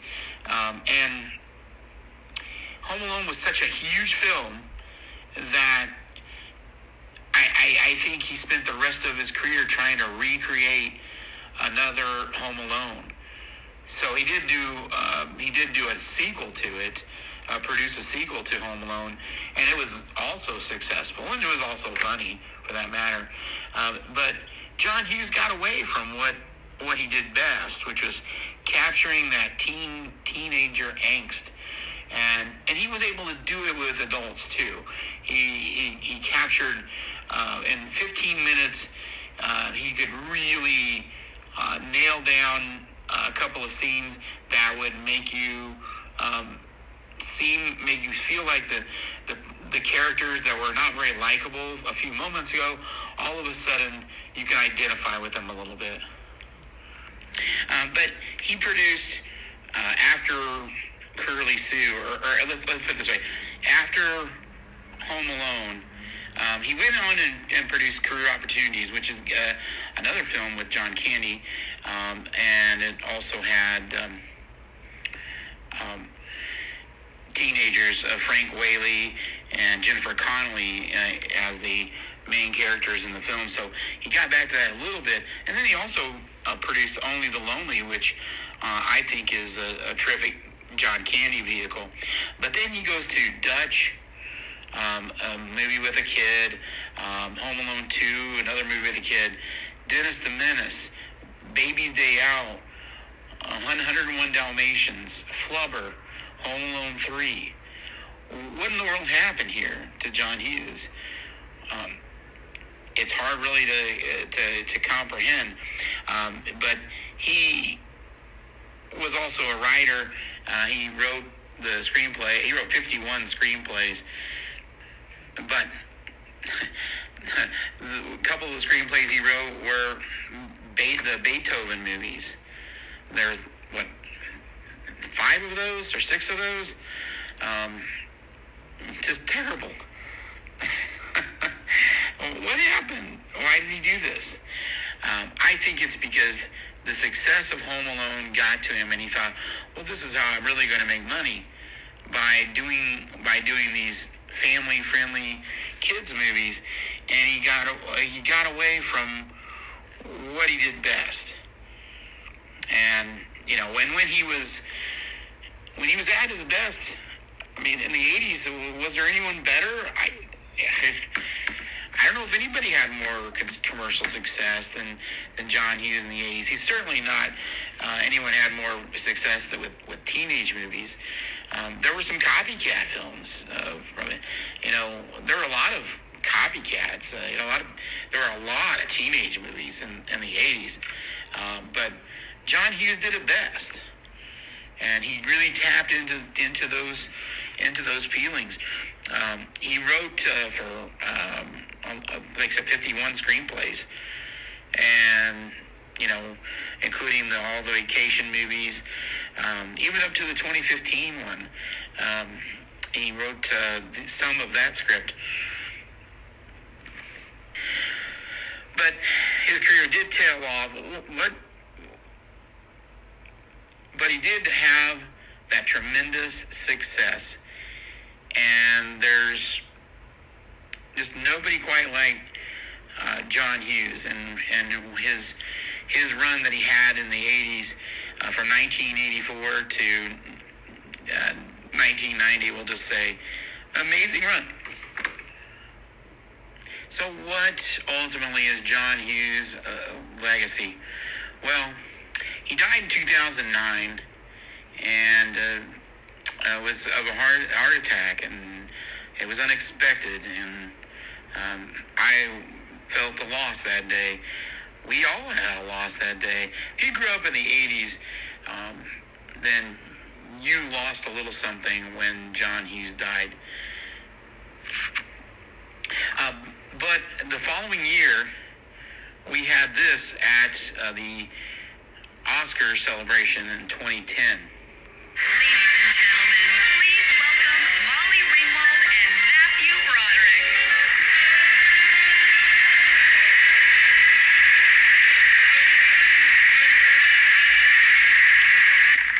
In life, there is always that special person who shapes who you are, who helps you determine the person you become. For me, that person was John Hughes, a brilliant writer, director, and friend who saw something in me at the age of 16 that I didn't even see in myself. But John saw something in all of us. His genius was taking the pain of growing up and relating it to everyone. His gift was creating characters, stories, and truths about being a team and bringing them to film in a way that no one had ever done before. It is why his influence endures. As an actor, I just listened to John and I did whatever he told me. And thanks to him, for the last 25 years, nearly every day, someone comes up to me, taps me on the shoulder, and says, "Hey, Ferris." So that was kind of cool. Unfortunately, Molly Ringwald although she's tap danced around it, she's said a few negative things about The Breakfast Club and also 16 Candles, probably especially 16 Candles. She's said a couple of negative things about them, but she also knows that she owes her whole acting career to those two films. She's not in them, and they probably aren't going to. She's probably not going to be a big star.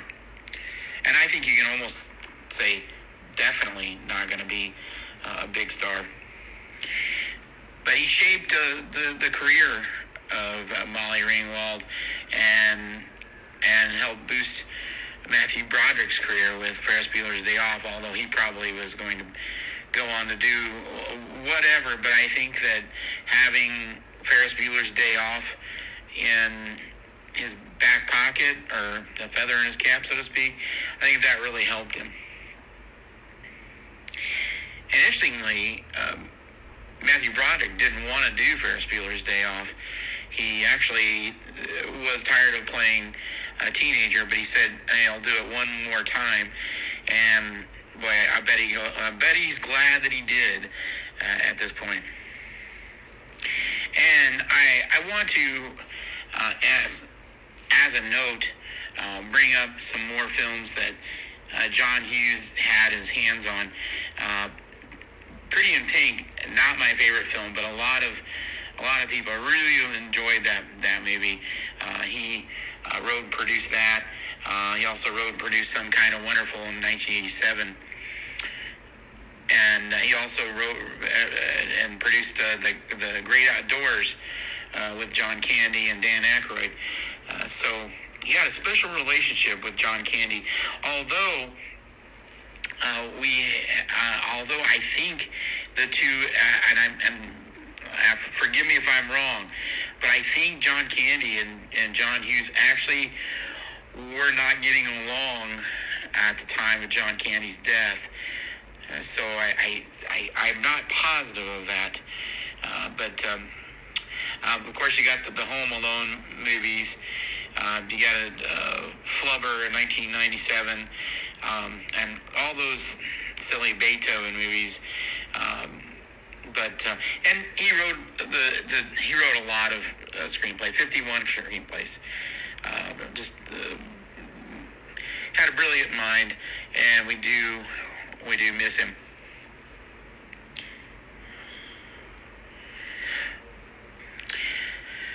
Well, okay, I guess that's it for our chat about John Hughes. This is David Heath. I am your humble host of this little show that's growing. I want to say thank you very much to everybody for listening. And we have over 12,000 fans now, and it's exciting to know that. So I will keep trying to push these podcasts out, and hopefully you will keep listening. And this is Cinema Chat, the podcast where we talk about the movies and the people that made them.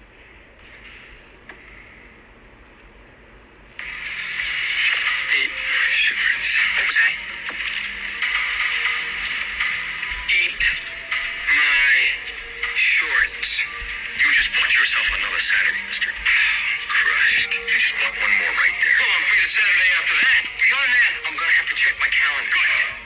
Because it's going to be filled. We'll keep going. You want another one? Say the word. Just say the word. Instead of going to prison, you'll come here.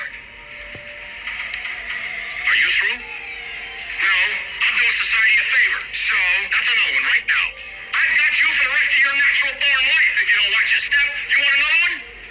Yes. You got it. You got another one right there. That's another one, pal. Hello. You through? Not even close. Good. You got one more right there. You really think I give a shit? Another. You through? How many is that? That's 7, including when we first came in. You asked Mr. Bernier whether Barry Manilow knew that he raided his closet. Now it's 8. You stay out of it. Excuse me, sir, it's 7. Shut up, Pee-wee. You're a mind bender. For 2 months, I got you. What can I say? I'm thrilled. Oh, I'm sure that's exactly what you want these people to believe. You know something, Bender? You want to spend a little more time trying to do something with yourself and a little less time trying to impress people. You might be better off. Right, that's it. I'm going to be right outside those doors. The next time I have to come in here, I'm cracking skulls. Okay, hi. So I am with Tracey Morgan. And Tracey Morgan, I've talked with before on the podcast. She authored the book Searching for Candy, a book all about John Candy and pretty much everything John Candy. It was kind of like a fan book, but also it contained tons of interviews with several collaborators, including Mel Brooks, and who else was in there? I'm trying to remember. Hi, Tracey. There was, hi, David. There was the late Carl Reiner, bless his heart. That's right, Carl Reiner. Yeah. Very sad about the loss of Carl, but yeah, it was just wonderful. Dave Thomas, Mariel Hemingway. There's probably about 70 interviews in there, to be honest, from sort of crew to friends to colleagues and people that worked with him over the years, and just chance encounters as well. And And you're working on a new book, and we'll get back to it. But tell us about your new book that you're working on right now that got getting out. Well, at the moment, I'm working on Those Aren't Pillows, which is a fan's guide, basically, to planes, trains, and automobiles. And it's had quite a lot of diversions and twists and turns, just like the film, really. So hopefully it might be out in November, but it could well be delayed. I've not found Del Griffith on the way yet, but I'm hoping to at some stage. If I can find a Del Griffith through this whole journey of writing this book, I'd be very happy. Well, November is when this is likely to post, and so hopefully by then we'll have something in concrete. And if not, then you'll keep me updated when it does come out. I will, certainly. Thank you. Well, Tracey, thank you very much for coming on. And we are talking about John Hughes, and I brought you on this program so you could talk extensively about John Hughes and John Candy. But before he ever collaborated with John Candy, John Hughes was known to be a director of films that somehow connected with teenagers, and I kind of like to call it the Big Four, where we've got 16 Candles, The Breakfast Club, Weird Science, and of course Ferris Bueller's Day Off. So Tracey, when did you first become acquainted with John Hughes' work? I think my first introduction to John Hughes would have been Weird Science, and that's purely because I had an older brother and I used to hang on every word that he sort of said, and he introduced me to music and films, and he was my introduction to John Candy as well.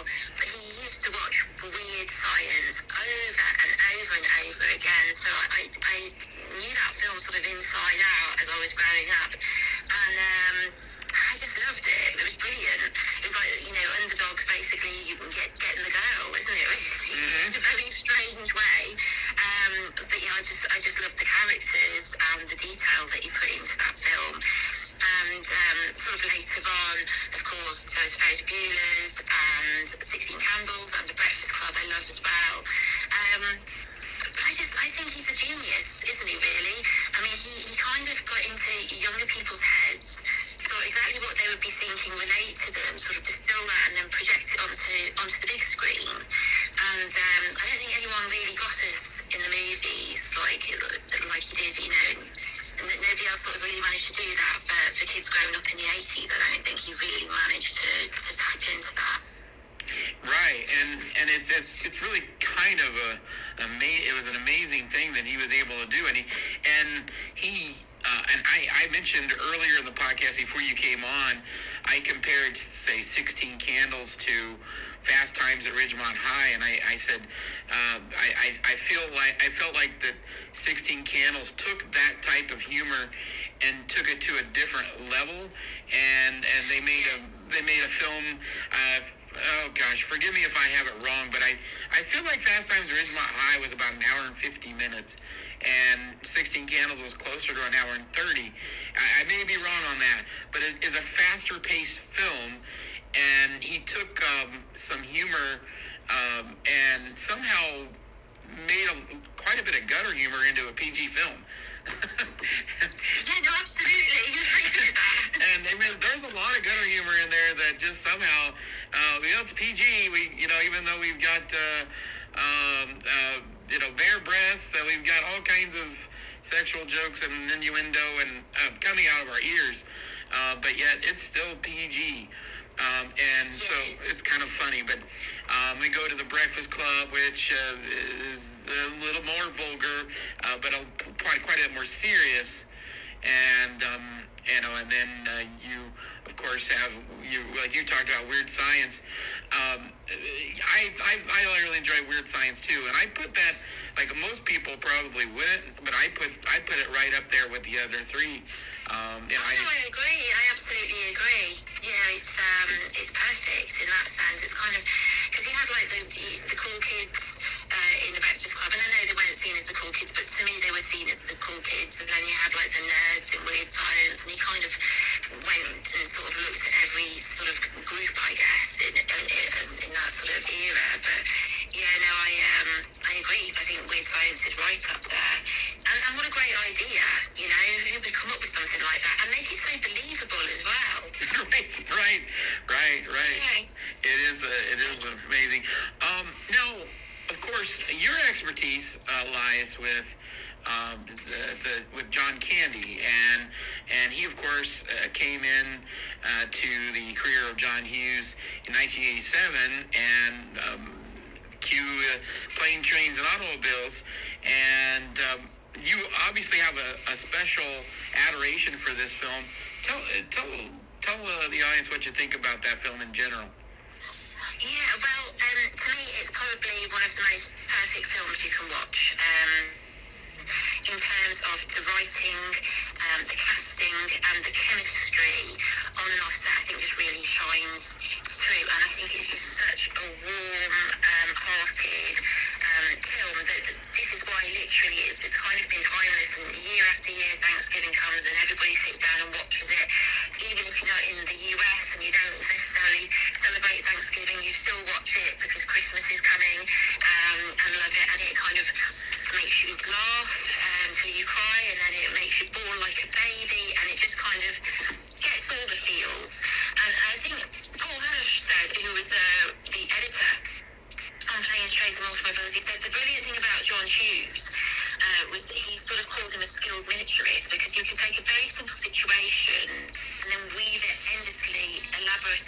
Oh, sorry, that's my phone. That's all right. Oh, sorry, I'm on my phone as well. I'm so sorry, can you cut that out? No, right, yeah. My apologies. No worries. So I'll go back to Paul Hirsch. Paul Hirsch, who was the editor on Planes, Trains and Automobiles, he actually said that John Hughes was like a skilled miniaturist. He could sort of take a simple situation and then weave endlessly elaborate and hilarious complications into it and make it believable. And I think that's a perfect example in Planes, Trains and Automobiles. And we've all been stuck with somebody that we thought may be a bit annoying, and we've all, you know, been stuck somewhere where we've wanted to get home to our family. And I think at the end, you just have this beautiful lesson where actually, I think Steve Martin's character, Neil Page, I think he was probably more lonely than Del, if we're being honest. And what you don't see in that film is that actually Del pretty much saves Neil's marriage, because going right back, am I right to talk about this? Do you know, there's so many deleted scenes. Sure. And actually going back to old scripts, you would see Mrs. Page talking to Neil on the phone, and they kind of have a very brief conversation in the film, and then he hangs up and she's like, you know, you've been diverted to Wichita, and then she finds out he's staying with a man in a motel.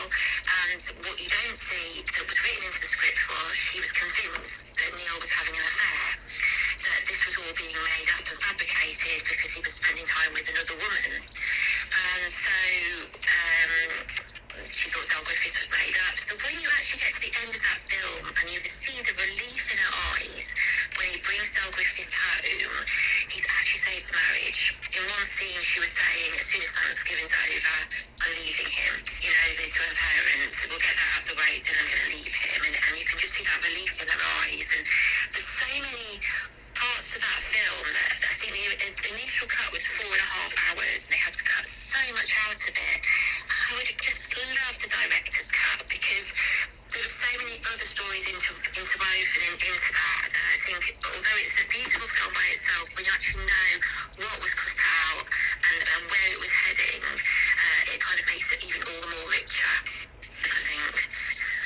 Yes, it's definitely an amazing film, and I remember seeing it at the movie theater, and I was only 16 at the time, and I remember looking at it, and I, even though we were much like the earlier films that John Hughes made, the teenage films, I was a teenager and able to connect with these adults, and I found myself kind of understanding their predicaments. And I think he spelled it out, and John Hughes, I think he spelled out the predicaments of the people involved in very plain English, where it was easy for anybody that's watching to understand. Yeah, absolutely. So relatable and so human. You know, just you really felt for them, both characters really, and you fell in love with both of them by the end, I think.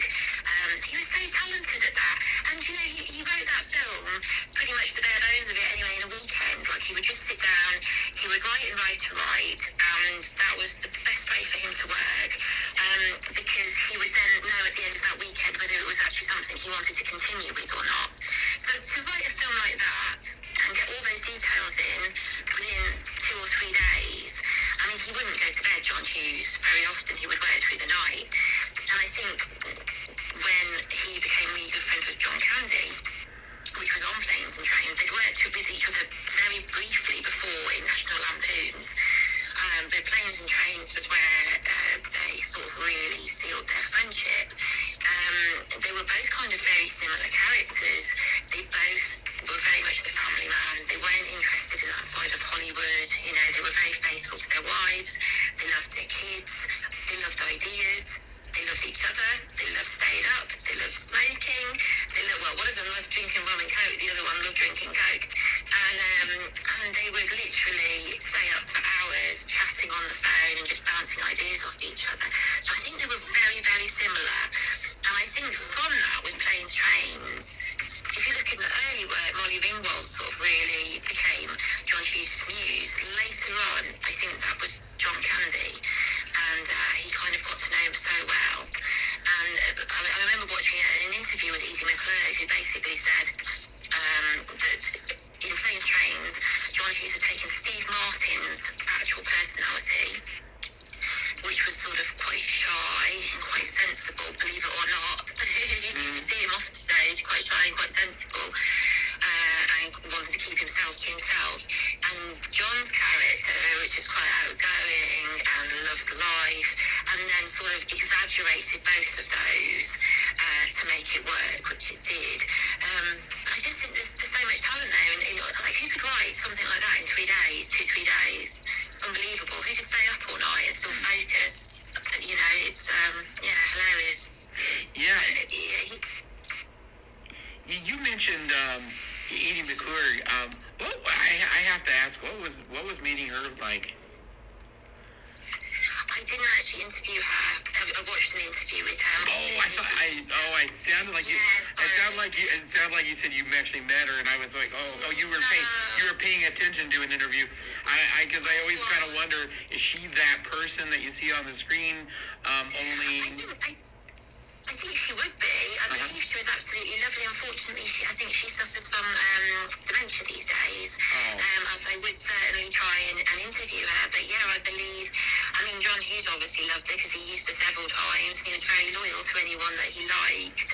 And I think, you know, she was meant to be an hilarious comedian, and certainly that whole gobble scene in Planes and Trains, where Steve Martin's waiting anxiously to speak to her, and before he drops the F-bomb for like 19 times.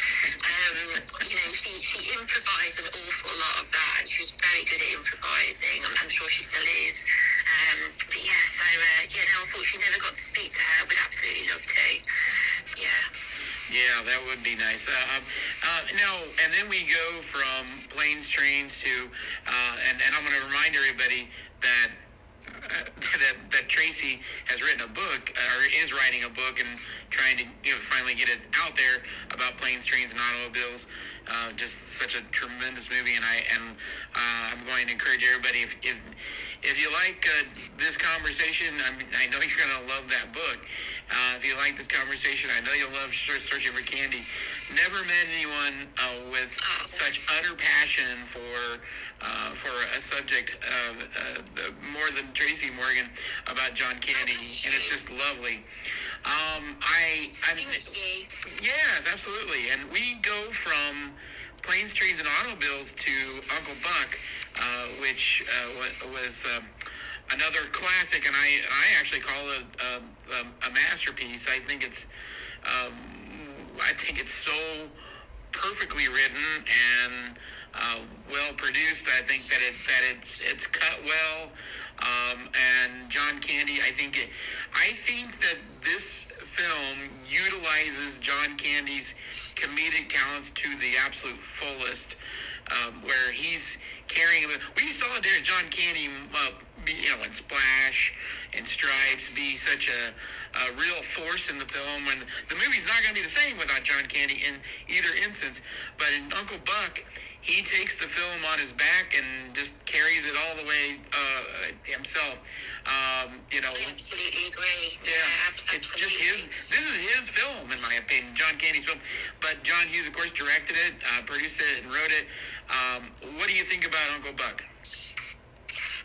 I think you've summed it up perfectly, to be honest. I absolutely love Uncle Buck, and John Candy is Uncle Buck. And I think everybody needs an Uncle Buck, really. And I think it kind of showed that sort of, when John Hughes was doing Planes, Trains and Uncle Buck and going into sort of later films like that, it sort of showed him growing up as well, really, that he was getting older himself, so he thought he better focus on maybe some adult characters. But really, we're all just big kids at heart, and that's what Uncle Buck is. He's just a big kid with a huge heart. And okay, maybe his family finds it embarrassing, but do you know what? Oh my goodness, I wish I had one. Yeah. I wish I had an uncle like that would make me pancakes as well. Oh, yeah. And I think John, he bleeds a little bit of himself into everything he does, so I think a lot of John Candy came across, and I know in interviews that I've heard his daughter do, she said, for her, he was Uncle Buck. If you were to say, what was he like in real life? He was probably a lot sterner than Uncle Buck because he was a good dad, and he was quite strict in the right ways, but he was Uncle Buck. He's everything you imagined him to be, and I love that. Because, what a wonderful character. He just embodied him, really. And I think that was John Hughes' strength, was that he because he knew John Candy inside and out, I believe there was a way that they would communicate on set. They wouldn't even really need to talk that much. It was kind of like they shared the same brain almost, and they kind of had like their own language. And John would give John Candy direction, but he would also let him ad-lib. And so many times, I believe, John Candy would be waiting for him to say cut, and he wouldn't. And John's eyes would flicker and then continue. And he used to get him into lots of trouble, I think, because John Hughes always used to have too much film, used to overrun on set times and things like that. But just wonderful that he would just look for all those tiny sort of small details that everybody else would miss, and how wonderful that he had so many takes of John, and that they could sort of, even the lift of an eyebrow might just be improvised, and it's perfect for that moment. So he kind of really, really didn't rush his work. He kind of really put a lot of thought and effort in, and made sure that it was just right. And I think John Candy was very similar in terms of the way he works. He wanted to get it as best as it could be. I think that they were just two peas in a pod, really. Yeah, and they went on to work together in as John Hughes being the producer in several more films, but of course Home Alone being one of them, and this little bitty picture. I don't know if you heard of it, but little Did you know? just a little bitty film. It didn't do all that well at the box office. Kind of a little sleeper hit or something, but I do have a question for you, Tracy, and this is a curveball. Did Home Alone actually hurt John Hughes' career, because he never went back to the well as far as like we all agree that Home Alone is a fun movie. It's a nice little Christmas movie. So much great humor in it. So it really is a fantastic film. Very well done. The whole family can enjoy it.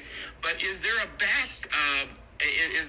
end problem with Home Alone in that John Hughes got away from the human element of things? I don't know, because I still think there was the human element of Home Alone. Especially where John Candy was concerned, when you think of the Gus Polanski giving a mother a lift home. I mean, I know it was probably a little far-fetched, for somebody to leave their child at home and completely forget. I mean, she had a lot of kids, so I can understand that as difficult. I guess for me it was sort of a bit of a diversion, but I don't know if that hurt his career as such. I think everybody goes into writing films, directing films, but nobody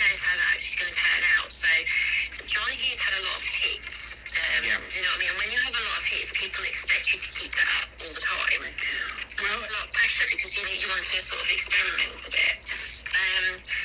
And for me, I don't think it would have hurt his career. I think what actually sort of sealed the deal of him leaving Hollywood was actually losing John Candy. That was a massive, massive influence. I know that they wanted to work together. They had plans for many more films. I know that they wanted to do, they were lined up to do a film called Bartholomew versus Neff, which John Candy was going to be a co-lead in with Sylvester Stallone, which unfortunately never happened. And I think John Hughes just had all these plans, and then when he lost his friend John Candy, they were best friends. I think he kind of blamed Hollywood a little bit for working John Candy too hard and decided to step right back. So I think had he have kept going, I think had John still been around, I think they would have sort of progressed and done other films, and you would have still seen him around. But I think he was just really concerned. He had a young family, about how Hollywood was going to affect them. He saw how it affected John Candy, and I think he just thought, okay, I'm going to step back. So I think had you just given him a bit more time, I think he would have come a full circle, if you know what I mean, in a way. But yeah, that's probably a valid point. I mentioned earlier in the podcast, before you and I started communicating about this subject, and I want to thank you again, Tracey, because you've added an element to this that's just fantastic. It's all,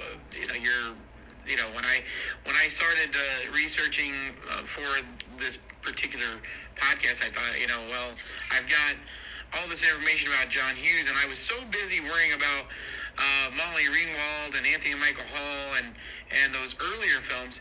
And then when I started looking at John Candy, I said, I better see if Tracey Morgan will come in on this with me and talk about just the John Candy aspect of things.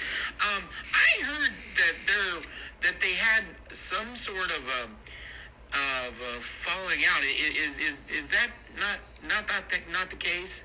Are you talking about Uncle Buck? Are you talking about when they were filming Uncle Buck, John Candy? He would often, go out and he would stay up a lot, and he would go make friends all over the place. He could walk into an empty bar and make 10 friends, and he did that one night, and he stayed up all night. And I know that when he got there in the morning, and he was there on time, and he was prepared and ready. But John Hughes had heard on the radio that John Candy had been out that night, and he'd been at various bars because they were talking about it on a morning show. He was very angry, very angry, and sent John home for the day because he was that annoyed with him. But other than that, there's no sort of major falling out that I know about. But I think there's certain things that happen on set, and let's face it, best friends fall out as well. We all get on each other's nerves, especially when you're working in such pressurized conditions. But as far as I'm aware, that's as bad as it got. So not too bad at all. Yeah, it's too bad that you were unable to interview John Hughes about John Candy, and his eyes probably would have lit up if you had the chance. But I would have loved to. Yeah, he would have made me cry. I know that much. He would have made me cry. I think because I think he loved John so much. Wow. They loved each other so much. And I mean, even now, unfortunately, John Hughes' wife passed away last year, I think. But the Hugheses and the Candys, they're still friends now. Oh, that's great to know. You've really relieved me, because I heard that there was a falling out that was more than that, but I would think you would know more about it than the source that I heard it from. So what did you hear? Can you tell me? I heard a couple of people talking on another podcast, and I couldn't even tell you the name of it because I don't recall. I listened. That's okay. The podcasts go through me almost like liquid or something. Because I eat, sleep, and breathe podcasts along with movies. I have podcasts about movies. That seems to be my lot in life. Hey, let's watch a movie and then listen to a 2-hour podcast about it. There's some 4-hour podcasts that I've heard about hour-and-a-half long movies. Wow. Yeah, it's like, wow. Yeah, that it takes me all day to listen to it because, you know, you got interruptions. And no, I heard a couple of, we'll just call them yahoos, talking about how they had some sort of a falling out. And maybe they were probably just making a whole lot more out of that Uncle Buck issue than what was really there.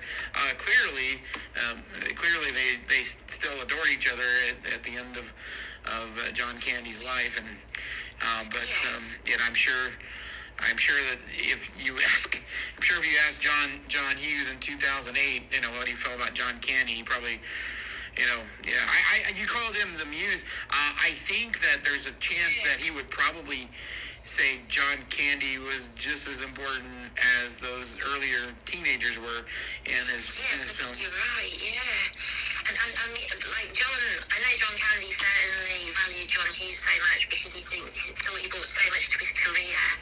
And he was just so excited that somebody would write. It was almost like they were in his head.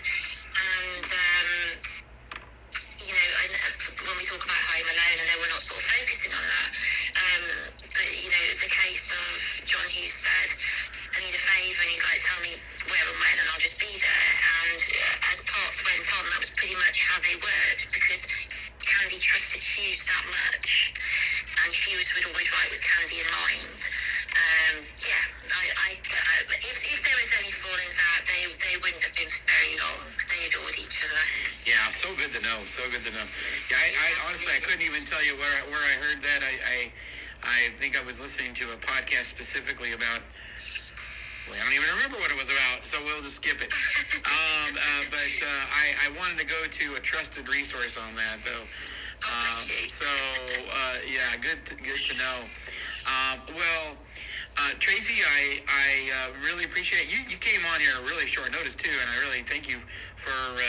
I think I asked you yesterday, hey, you want to talk tomorrow about John Candy and John Hughes, and you just jumped right on, and that's awesome. I love that. Oh no, well thank you for asking me. It's an absolute joy to be on. I really appreciate it. Love your podcast. It's great. One thing I really would like to do is I'd like to have you on at least one more time, and when your book does come out. At some point, I'd like to really break down the film Planes, Trains, and Automobiles. And what is it going to be called again? It's going to be called Those Aren't Pillows. It's a fan's guide to planes, trains, and automobiles. I would absolutely love that because there's so much. There's so many, like I found old scripts and script revisions and things. There's so much that was cut out, and although the film is perfect, when I watch it, there's so many different things. But I can tell you now about it. I can tell you how Del got that black eye at the end because that's never explained. And you know, there's sort of like all these little things that come through. There was even behind the scenes sort of like flashback scenes with his Marie, his wife, who was just a photo in the actual film. And there's so many elements to it. I would absolutely love to talk about it. Oh, fantastic! Well, Tracy, you are a joy, and so look for that book, everyone, and look for Searching for Candy, which is available now. Searching for Candy, and it's all about John Candy and his films and his travails during making those films, and you cover a little bit of his earlier life and also the unfortunate ending. But it is such a pleasure having you on, and once again, I can't thank you enough for enhancing this show and your presence, and you're so pleasant, and it's so great to talk to somebody that's so pleasant. So we both wish we could have about 30 more John Candy movies to break down, but and 33 at least. So he would hit 100. You know, that would be nice. That would have been good. Yeah, he'd have 100 credits if he made 33 more films. But you take care, and thank you again. I can't thank you enough. And I will post links for Searching for Candy, and as soon as I have something for the Planes, Trains, and Automobiles book, Those Aren't Pillows, we'll look for that too. And I definitely will get back with you on breaking down that film in really good detail. And fantastic. Thank you. Well, take care. care, Tracey. Thank you. And you. Thank you so much. You take care. Thanks for the great work you're doing. All right. Take care. Bye. Bye. Bye. So that is Tracey Morgan, and she is just a joy and a half to talk with. So thank you to Tracey Morgan, and also thank you to Liane Curtis. John Hughes was a unique filmmaker. He, of course, directed 8 films, and we've already outlined 8 of them, or all 8 of them. And I really appreciate Liane Curtis, and I really appreciate Tracey Morgan for appearing on the show for a second time. And this is Cinema Chat. And we have been talking about legendary filmmaker John Hughes. And this is the podcast where we talk about the movies and the people that made them. I am your humble host, David Heath. And I want to say thank you very much for listening. And after 2 hours and 23 minutes, if you're still checked in, bless your heart. I appreciate you.